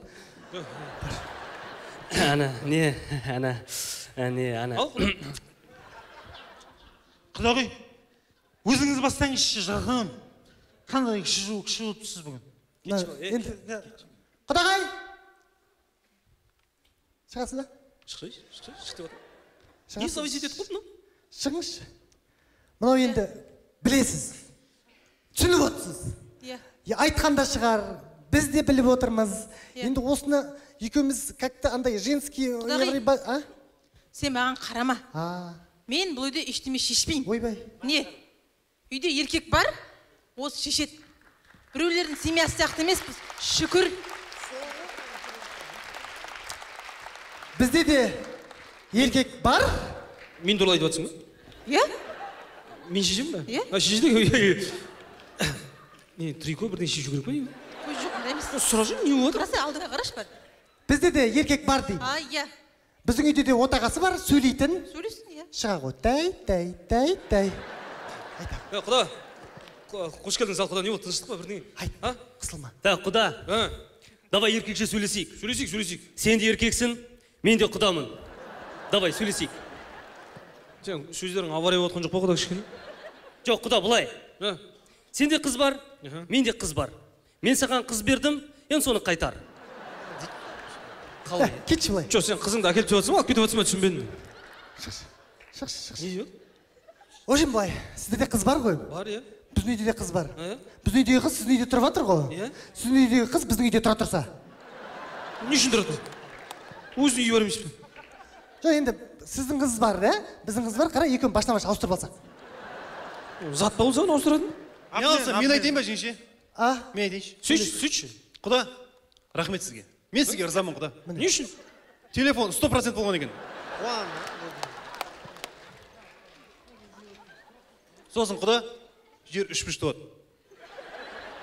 Қосшыдан кейін аяғын салбыратып отыруға болады. Түсінбедім, жер домалақ емес пе? География, математикадан оқыдық қой. Домалақ болады. Жоқ, біздің үйде 3 бұрышты болады. Қандай үйде тұрып жатыр? Домалақ дедім саған. Жер қандай? 3 бұрышты? Иә. Жоқ, түсінбедім, не болды? 3 бұрышты ма домалақ па? Біздің үйде 3 бұрышты. Сіздерге де жоқ, біздерге де жоқ. 4 бұрышты келсейікші. Болды. Кетші. Сонымен шешейік. Жоқ, сіздер не үшін келдіңіз? Жер мәселесін шешуге келдіңіздер ме, түсінбедім. Мынау былай, әңгіменің қысқасы. Әңгіменің қысқасы былай. Мынау жастар, Мәдикөш деген бала бар ғой. Кім деген? Мәдикөш. Иә? Мәдижан. Иә? Құда бала. Иә, құда бала. Сізде Сымбат көш деген қыз бар емес пе? Сол екеуі танысқаннан кейін арасында химия пайда болған. Химия пайда болып, қазір вайспайс болып жүрген, енді неке қиып биология болғысы келеді, түсіндің бе? Сымбат химия салдырған деймін. Ей, құрдас, не түсінбейтсің? Сен бұл кісілерден қыз алдың ба? Иә. Бұлар сенен қыз алайын деп келіп тұр, түсініпсің ба? Двойной құда болайын деп тұр. Құдағайды алып қалып, тройной құда боламыз ба? Салып қалай ма деге? Сендер менің қызымды алмақшысыңдар ма? Таңертең ғана қырылысып кетіп, бәсе неғып, сәмет соғып қалды деп едім. Еще мен қызымды алғыларың келеді, е? Балам, кешірім сұрап отырып қойды. Балам, сен де айыпқа бұйырма, басынан қатты етер жібердің ба? Ауырып кеткен шығар, басың баяғыдан ауырады ғой, енді бірақ айыпқа бұйырмасын. Құдағи. Ераққа тұрайыншы, конкрет жет там, задний ұрып қалдың ба не? Апа, бетіне айтайын, конкретно бар ғой, краснайсың ғой сен. Сен районда жүре алмайсың, ертең подъездің алдында зубочисткамен валет етіп кетеді, сен конкретно бар ғой. Не по понятиям поступил деп тұрсың ғой, братчика? Әңгіме жоқ, аман болды, я. Заявление алдым, қысылма, уайымдама. Ерақа, сен білесің ғой, мен конкрет маған ешкім қарсы келмейді бар ғой. Надо будет отырып келу керек болса бар ғой, отырып келем. От звонка до алло ғой, смело ғой, родной. Сухой болатыной. Қазір өзім отырғызып жіберем, мен сен түсіндің бе? Так, құдағи. Содан қыз қызым не деме маған, түсіндің бе? Мен қызым не сендерге? Келісімді бермеймін. Ойбай, жүрегім. Бұл жалғыз қалдырыңдар сен мен. Все, давайте, шығамыз. Прием бітті. Көріпсілер ғой, человек заболел. Все, давайте. Красная зона. Давайте. Шығамыз. Выходим. Қазір мына жерге спиди дос емес автор келесіңдер. Квартирасы қосам. Все, давайте. Шығамыз. Тұршы сөйлесейік құрсын. Отағас. Енді сабыр қыл. Білем мен ашуланып отырсың, ренжіп отырсың, ішінде бір реніш бар екен білем. Сабыр түбі сары алтын дейді. Ең бізге бұл жерде бірінші балалардың бақыты ғой. Бірінші сен соны ойла, ақылға салып ойлан, шешіміңді шығар, жарай ма? Так, құда. Құда деп отыр ғой.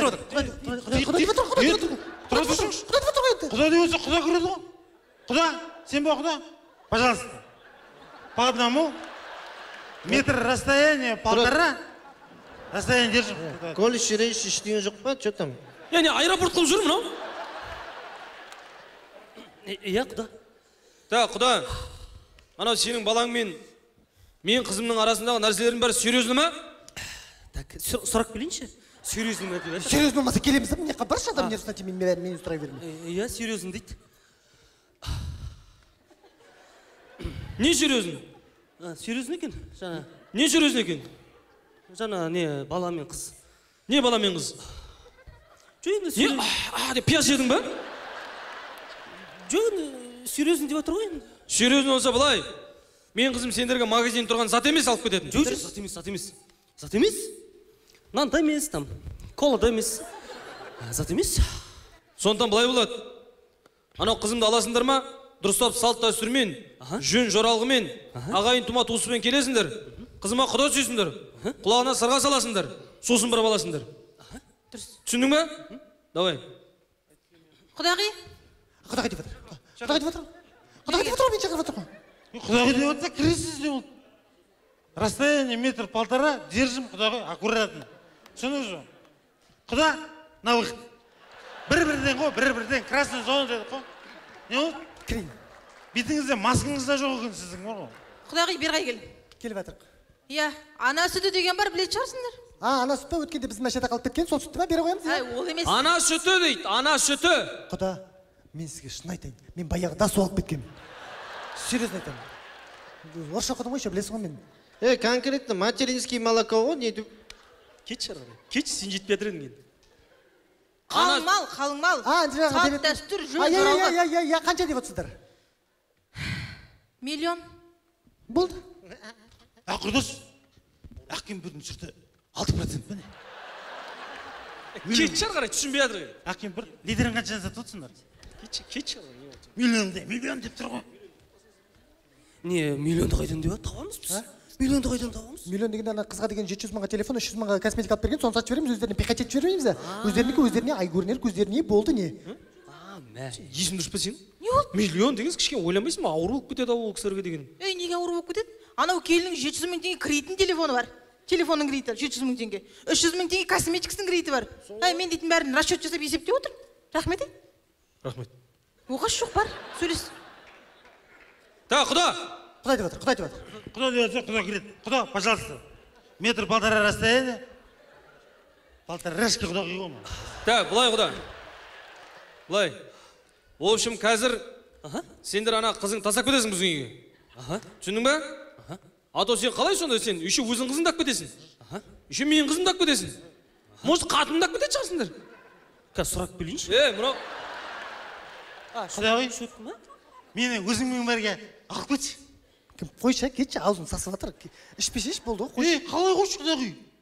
Қалай қойшы, құдағи? Болды, давай, на выход. Шығамыз, давайте. Завтра спите до 7, прием. Давайте. Сұйық нәрсе алып келесіңдер, қатты нәрсе болмайды. Давайте, что давай. Маска, паска, таска, QR кодыңмен бірге кересің, түсінің ма? Құда, полтора құда, пожалуйста. Батарейкіңіз кетіп қалды. Кетсеңізші. Квартис қосам қазір. Дым қалмайын деп тұр қоссам. Құдос. Осыларға бола көңілін түсірмеш, құдос. Тұратшы, жүрегім ауырып бұратыр. Бірден ішесің ба, не ішесің? Су алып кеш, су. Қандай су ішесің? Мужской су, мужской. Су бөліне ма? Үшінші бөлімнің соңы.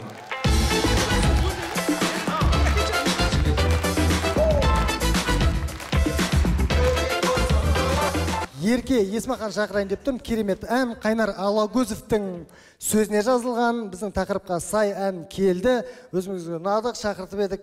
Қуана-қуана қарсы алды. Бізге келісті. Үлкен құрмет қошеметпен Ерке Есмахан.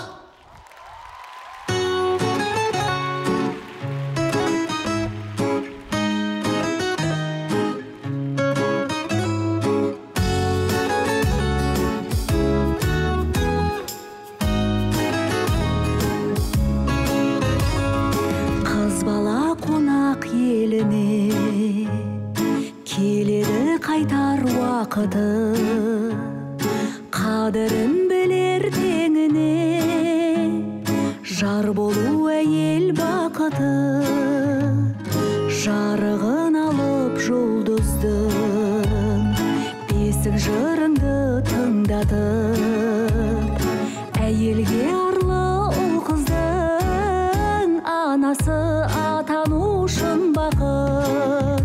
Сіңілім тоқташы, шекараң үйдің қақпасы.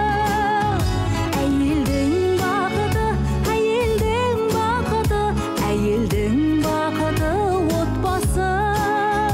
Әйелдің бақыты, әйелдің бақыты, әйелдің бақыты отбасы.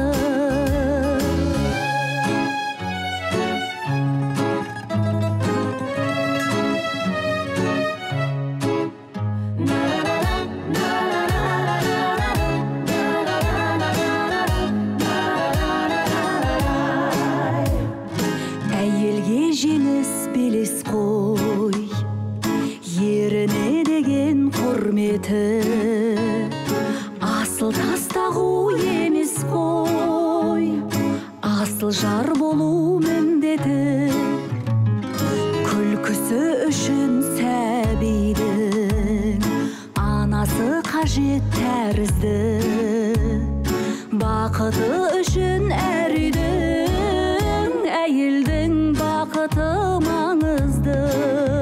Сіңілім тоқташы, шекараң үйдің қақпасы. Әйелдің бақыты, әйелдің бақыты, әйелдің бақыты отбасы. Әйелдің бақыты, әйелдің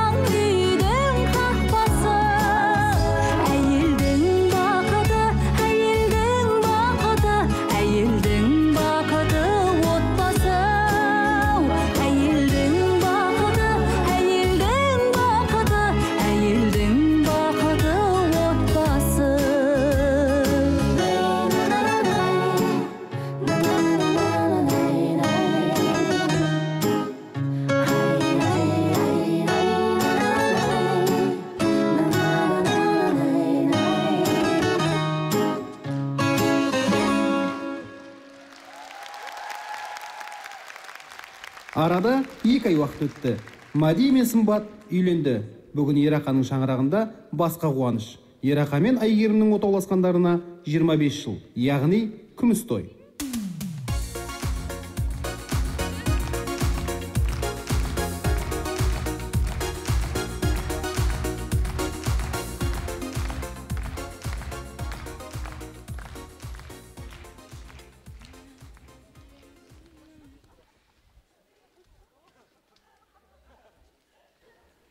Қатын. Ау? Мен не үшін осылай жүрген білесің бе? Не үшін жүрсің ау? Сен кесірінен. Қой, мен саған істедім. Костюмнің қолтығын тіктесем, жеңіне қосып тік тағын, не? Көшеден көрген адамдар қай группада пенсиялас деп сұрап отыр, ұятный. Сасқанып жыртып жатыр? Қош қызым, кел отағасы, отыршы.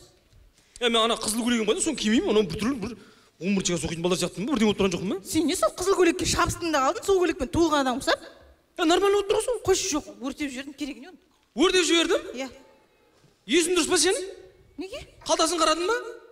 Қарайын ба? Жоқ, қалтасы не, өртенбей күтіп отыр дейін ба сені? Может, мені қарақ қалар я, өртенбей тұра тұрайын. Қол, сендер өртене беріңдер пока деп. Ой, қалтасында не бар еді? Қарау керек еді, не бар еді? Ойбай, бір күміс той ғой, бір подарка алсын өзіне деп қалтасына жинаған зарплаталарын салып төс қалтасына. Жойынып атқанда көреді ғой деп. Бірдеңе ұйымдастырсаң да болмайды өзі. Апартына өртеп жіберді, ал не болды? Не? Мынаның қалтасында дым да жоқ қой? Үйсі болмасақ бермейсің ғой сен көйлегімізден кеш. Қош. Осы көйлекті киіп алмасам екен. Отағасы, қош. Бүгін екеуміздің отауласқанымызға көзі ашып жұмғанша 25 жыл өтіп кетті. Бүгін біз берекеміз. Күміс той. Сонда сен қалай 25 жылда көзіңді бір рет ашып жұмасың ба, қалай? Саған білмеймін, маған бір түрлі 250 жыл сияқты өтті. Білмеймін, қашан бітеді деп жаңа. Неге өкініп жүрсің ба не? Өкін не пайда? Неге не пайда деп ол? Жо, нормально. Құрдасы әкем бір. Зебра. Күміс тойларың құтты болсын. Рахмет, рахмет. Что за праздник? Баш жасамайды. Күміс тойларың құтты болсын, что за праздник дейді. Бүгін мына қатын екеуміздің күміс тойымыз ғой деп кішкене дастархан әзірлеп Новый год тойлап жатырық. Мықты, дұрыс. Әкем бір, осы сендердің ана неке туралы, туу туралы куәлік деген бар ғой? Неке туралы, туу туралы куәлік дейтін шықты ма не? ЗАГС. Иә. ЗАГСтың қағазының срок годносы неше жылға дейін айтшы? Жай ма? Жоқ, жай болғанда срок годносы өтіп кетіп жатса, мен сені алып алып, қайтадан өмірде жаңадан бастамаймыз, а? Қалай? Ей, мен срогым өтіп кетсе де мен саған байға тимеймін. Мен өз сүйгенім бар. О, башы, не ал дейді ма? Мен туралы айтып жатсың ба? Иә, қызым. Жігіті бар екен, жігіті бар. Артыр. Занят па? Бірашқа артыр. Мына диван жағындадайық, біздің құдағиларымыз жираф емес қой, мына кішкене. Ұса жа. Үйлерге келсем жұмыс жасатып қоятындар, не қызыз? Енді осы үйдің үлкен баласы емессің бе сен енді? Бас үлкен баласы болып кетті, осы үйлендіріп жүру керек біреу. Бала, бар кет келінді оят. Ұйықтап бас 4-5 өткен шығар. Жағышкел. Ол жоқ. Уж тұрған ғой.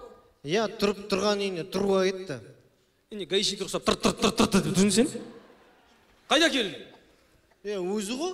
Өзі ғой, көзі ғой демеші. Сол көзі ғой. Көзі ғой, асқазаны ғой деп бүкіл жерін айтып шықсайшы енді. Бас ауырама бірдеңе айнаның алдында бір көзін 2 сағат бояп тұр. Қатын бар кет шай қой десем, мән сөзіме мән бермейді.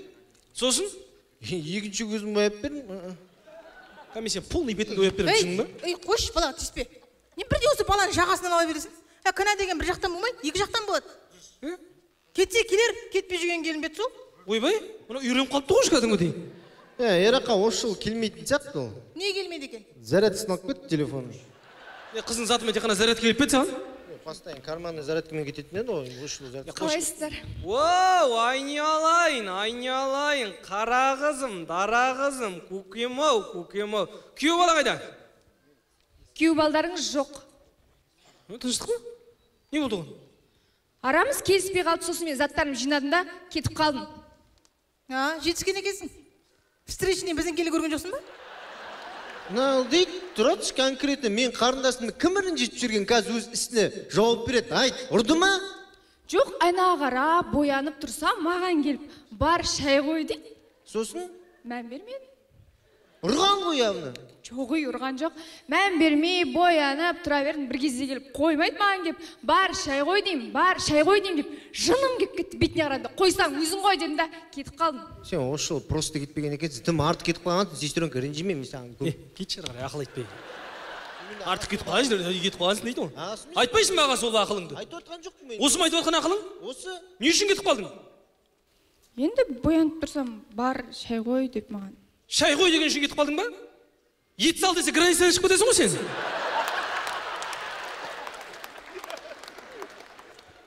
Сол үйге кеткен жоқсың ба кезінде шайын қоюға, тамағын істеуге? Просто каникулға қыдырып ордың ба бір аптаға? Осы байға шығатын кезде не қыл дедіңдер? Ойбай, сүйеміз, күйеміз, тимесек өлеміз дедіңдер. Не шай ішпейді өледім әлде олар? Қарамайсың ба онда, шай ішпейтін ал онда. Рақат отырасың бетіне қарап. Ажырсың ба шешесі ол? Құсын айғайламаш қызға, келген екен, кел. Жүр, кел, отыр. Күміс тойымыз тойлап, шайымыз ішіп отпаймыз, мені айғайлайсың. Айт ана қызға, кетсін бар. Айт, кетсін, келмесін мұны. Келе ме? Күйеу баламен келсін. Сол.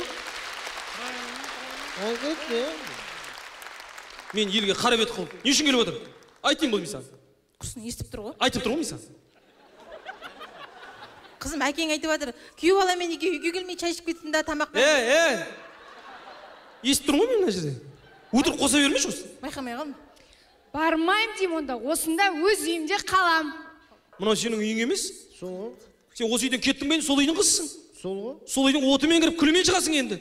Сол ғой. Біз сені соған тәрбиеледік па? Бүкіл елге қара бет қылып. Келін кеткен анау. Сен қайтып келдің бүгін. Енді отырайын қартайған шағында бүкіл елге қара бет болып. Сол ғой, гол ғой демей түсін ба? Бар кет бар ана, қыз апартса да келіндеп кел. Ой, бармаймын мен қазір туда обратно такси шақырамын да, Сымбат үйінен түсіп қаласың, біздің қатынды кері отырып жібересің. Есірай, не қылып тұрсың сен?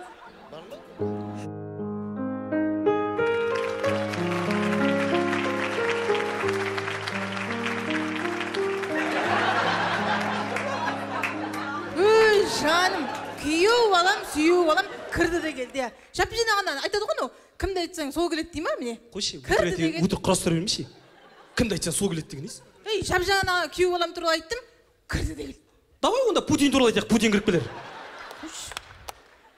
Путин деген не? Кетші былай. Әшейін сөзінің реті ғой. Кетші былай, жағаласын. Қош келіп жатсың, маған әуре болып бүйтіп көре алып қылсын, неге өйтіп? Мынан басынан бір дебетінен кейін кетші былай.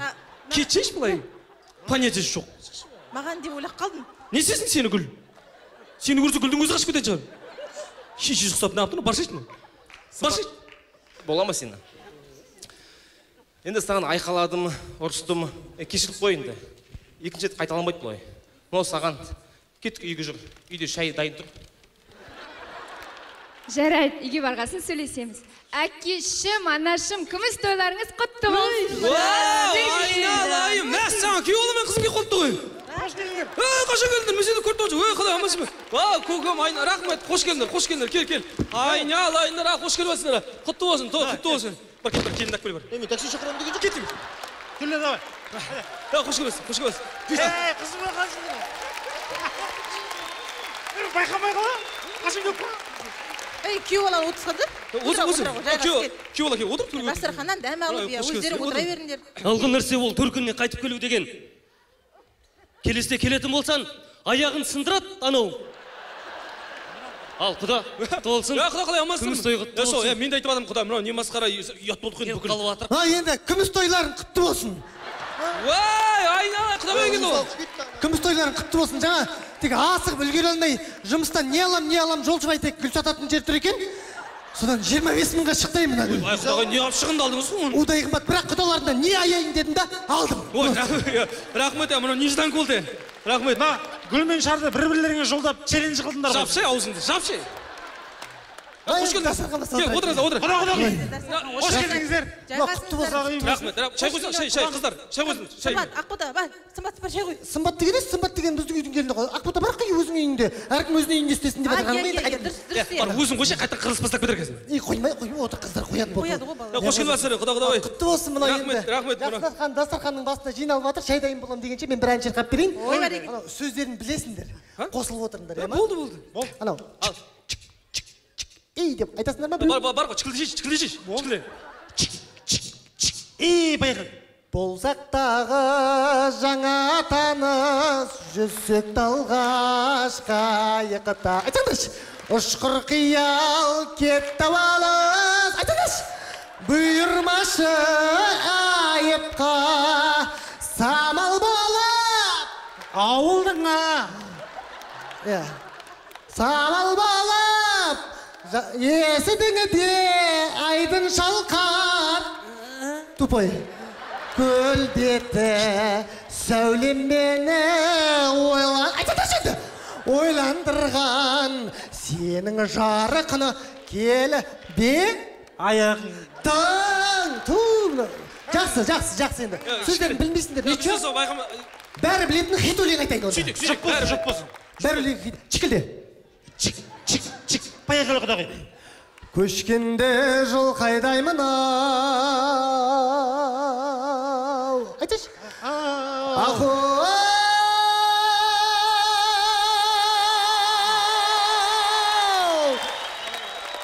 аламенен айтшы бір дегенде ауылыңа барушы едім ау даламенен әрида шай қайда жүрсің жақсы сөздерін білмей тұрсыңдар ғой давайте білетін кеттік и Джулия кеттік па давай Джули жібер білмейсіңдер ма не құдағи нұрлан испановтан аумай тұрсыз бар ғой мен сізге аман болшы құдағи қош келіп жатсың рахмет мынау мен кішкене көңілімізді көтеріп біздің шай дайын боламын деген ақылдос құдағи мен сізге айтайын мына құдағиларыңыздың ой бұл кісі дейтін құралақан емес мен сізге айтайын бұл кісінің әу дейтіні бар ойбай бұл кісі әу дегенде ой енді мен сізге айтайын ұшып бара жатқан құстардың өзі талдың үстіне отырып перекур жасап асықпай өлеңді до конца тыңдап асықпай ұшады мен сізге айтайын әкем бір әу деші бар енді бар ондай бар енді біздің қатында аздап мияулайтыны бар енді сыртқа шығарып жіберемін мияулағанда құдай деп айтпай қырсын енді қазақта айтады ғой әу демейтін қазақ жоқ мияу демейтін мысық жоқ дей ма бір мияулап жібер енді бұл да енді құралақан емес енді былай енді ән айтатыны бар осы үйдегі конкурстардың жеңімпазы дұрыстап хабарлайын ал енді алдарыңызда Айгерім Қозбақова Қазақстан ойбай Айгерімнің реттік нөмері 1 мәссаған Айгерім жеңіске жетсін десеңіздер 3644 нөміріне смс хабарлама жіберіп қоятыныңыз бар баса жалғызымсың жануар жалғызыңма тұмар аярымсың жылатасың ғой адамды тұмар аярыңма аяғың талмасын жануар өзіңсің өмірде аяу жарым тұмар ойбай жұп болсын күшті айтады екен әзірге 2 жолын жаттадық енді айына жаттап жатырмыз қазір жұп болсын давайте бұл еще ананы айтылады анау қалай анау тереземнен соққан деймін бар ма ойбай кәдімгі тамағын қырылдатып та тамағын кальян шегіп жатады айта береді бұл ше ой сондай ғой айтшы тереземнен айт тереземнен соққан самал еседі ғашық оты мені тербеді татарина қайдағы татарина роднойларыма айтатын өлең ғой ерқан зона невризона канитель жаққа бас ночью я родился под забором блатные меня крестили вон қойшы ұлымаңдаршы мияулап отыр ғой нормально адам мына жерде ночью я родился под забором деген ішіп келіп забордың қасында ұйықтап қалған ғой соны ойлайды сол жерде туылған екенін ойлап жүр ғой таңертең айыққан кезде жаңадан өмірге келген сияқты болған ғой соны под забором родился деп ойлайды өзі кішкене қуатыны бар енді айып өтпеңіздер ал енді мынау керемет ән айтып жатады бәрін құрттық ғой айып өтпеңіздер енді құдағи қош келіп жатсыздар мынау енді бүгін 25 жылдық күміс той ғой деп жайлап дастархан әзірлеп өзіміз енді ең бірінші тілекті өзім бастайын бірінші тілегімді алғыс айтудан бастағым келіп тұр сөйтейікші ал енді осы 25 жыл бойы менің қасымда бір болған бір ойнап бір күлетін қасымда әрқашанда бір жүретін қаншама ұрысып айқайлап қырылысып жатсақ та қасымнан кетпей менің қамқоршым болып жүрген жанашырым болып жүрген серігім досым Марсқа рахмет айтамын ақырдас мен сені сүйемін ақырдас кетейін мынау біртүрлі екен не болды не болды тамақ ішесің ба туалет көресің ба ютуб қосып берейін ба арақ ішесің ба Қой құрсын. Өзім парольдары бар да сондай. Жақын шығады екен иә сөйтеді. Жаңағы мен туралы емес па не? Асықпа қазір саған келеміз. Ал енді құрметті құда-құдағи, бүгін қарап отырсаң отауласқанымызға 25 жыл болған екен. Енді осы 25 жылдың ішінде ойлап қарасам, мен бұл бейшараны бір рет болса да еркелетпеппін да. Неужели? Сол ойлап қарасам, енді сол қазір еркелетейін тұрмын. Ойбай, мама, романтиканың көкесі болайын деп отыр. Мен сіздерге бір қызық айтайын. Осыдан 25 жыл бұрын бір дос балам үйленіп, соның тойына Алматыдан консерваториядан 25 қыз келді. Ойбай, енді ана қыздар деген бірінен бір өткен сұлу. Красавица. Сосын мынау бар 26-шы. Содан жаңа той болды, той өтті. Қыздардың барлығы автобусқа мініп Алматыға қайтып кетті. Содан? Мынау семей қалды. Содан бізге жүрмін, қазір екі баласы бар.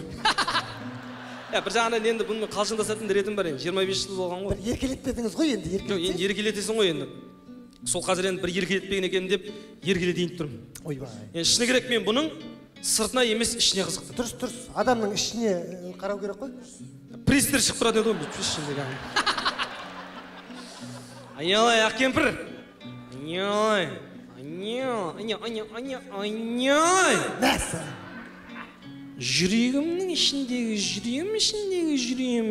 төртінші этаж. Шайын қайнап кетіп, қарап келем құрсын. Кухня мына жақта ғой. Шай қоятын адам бар ғой. Айналайын ақ кемпір. Осы 25 жылдың ішінде менімен қашанда қасымнан табылып, бір адамдай болып қасымда жүргеніңе рахмет. Жүрегімнің ішіндегі жүрегімнің ішіндегі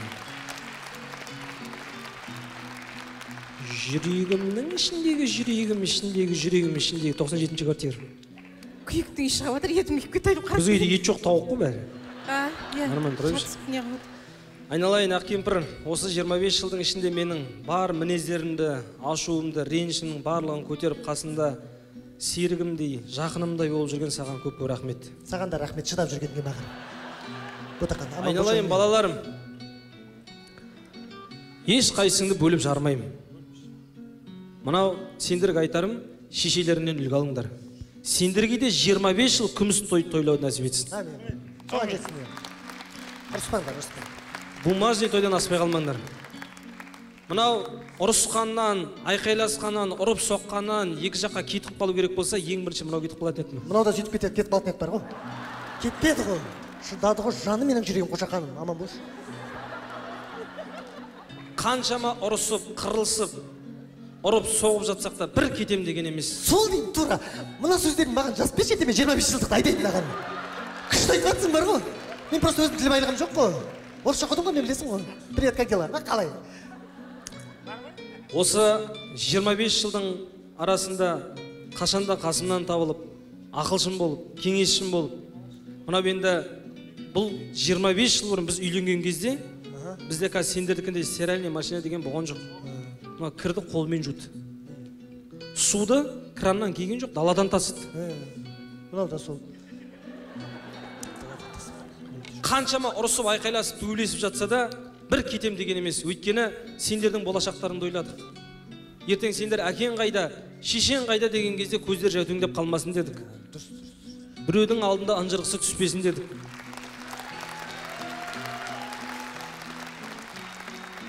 Сендердің болашақтарыңды ойлап, барлық қиындықты бір адамдай басымыздан бір өткіздік. Шүкір. Мұнау маған әйел болып тиген кезде ешқандай заты болған жоқ бұның. Бұл маған келген кезде тек қана бір қара футболкамен келді. Қой, бұтында бірдеңе болған шығар, қайсы құда? Шор дей ма деп атқаның ғой енді? Жоқ, болған жоқ. Ұзын қара футболка болды былай. Сол ортасынан бөліп екеуміз екі футболка тігіп алдық. Қой, қасым бір футболка деген болған шығар енді? Болған шығар, болды ма? Түнді келі қойды, білмеймін, болған шығар. Айналайын балаларым, осы мынау әкелеріңе, шешелеріңе қарап үлгі алыңдар. Ұрысып, қырылысқаннан отбасы болмайсыңдар. Айналайын ақ кемпір, жүрегімнің ішіндегі жүрегім.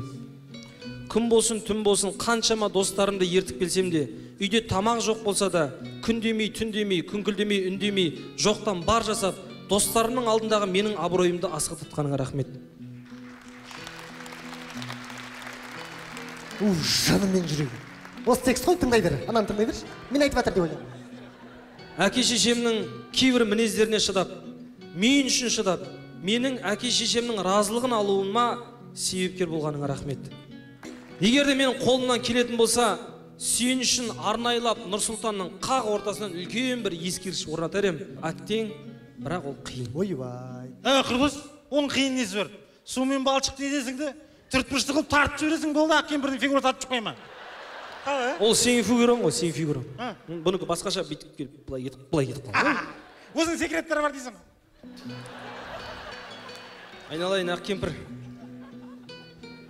Сен сияқты адаммен жолықтырған тағдырыма ризамын. Егер де маған бұл өмірде тағы да таңдау келсе, мен ойланбастан тағы да сені таңдар едім. Ойбай. Келші бер. Не деген сөздер мама. Жаулығы желбіреген асыл ана, жүрегі ежіреген. Әрі қарай бәрі жақсы болды. Сымбат Мәдидің айтқанын осыдан кейін тыңдайтын болып шешті. Айтжан Лаураны мүлдем ұрмаймын деп уәде берді. Көзінен. Ләзипа құдағай болса, осыдан кейін жастардың өміріне ешқашан араласпайтынын айтты. Азамат соған келісті. Ал Марс арақ ішуін қойды. Осында да қалай ішпейсің? Келіндер бар, алып жіберекші. Кері бастап кетті. Отыр, ішпе, ішпе.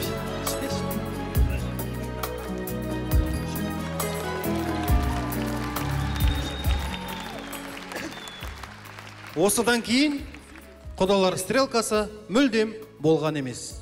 Сіздердің де шаңырақтарыңызда ешқашан болмасын.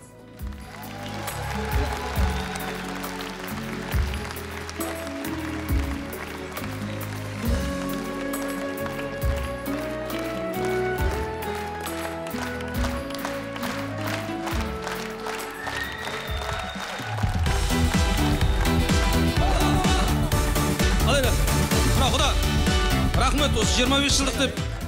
Сөндірсе әміна, тарсылап бе. Кім баласын мұны? Алмайсың мұ? Кече бұл. Бол. Құда, қош келіп атсың. Рахмет. Денсаулық мықты болсын, құдалымыз 1000 жылдық болсын. Енді ұрыспайық. Мен сені аяйын, құда, ұрысқан сайын таяқ жейсің. Дек, балдар бақытты болсын, құда. Бақытты болайық, балдар бақытты болсын. Мен келген мына қонақтарыма қош келдің айтып жіберейін, сен артынан бір өлең айтып жібер. Жақсы. Сөйтеміз бе? Болды. Пиналқы ма бірден айтатын бар еді? Болды. Жақсы. Біз әлі кездесеміз, жер үшбұрышта. Кеттік. Рахмет баршаңызға, құрметті Нұрсұлтан. Назар аудар. Рахмет Нұрсұлтан, біз сіздерді жақсы көреміз. Назар аудар. Құда бас. Ей, жануар, аяғың талмасын. Жылатасың ой адам, тұмар. Рахмет. Театр ол сахна әртіс, ол дайындық ол көрініс. Театр ол ұжым еңбек, ол кәсіп сүйікті іс. Театр ол гастроль сапар, сахна зал орындық қатар. Театр ол реквизит аяғың талмасын, жануар. Ол өнер, ол мәдениет. Театр ол айна тарап, образ қиын сценарий барар. Театр ол естелік сурет. Анаң қара. Мақтау сынау алғыс тілек. Театр ол күні мен халық, идея ізденіс жаңалық. Театр ол толық заланшылар, театр ол қошемет шапалар. Назар аудар,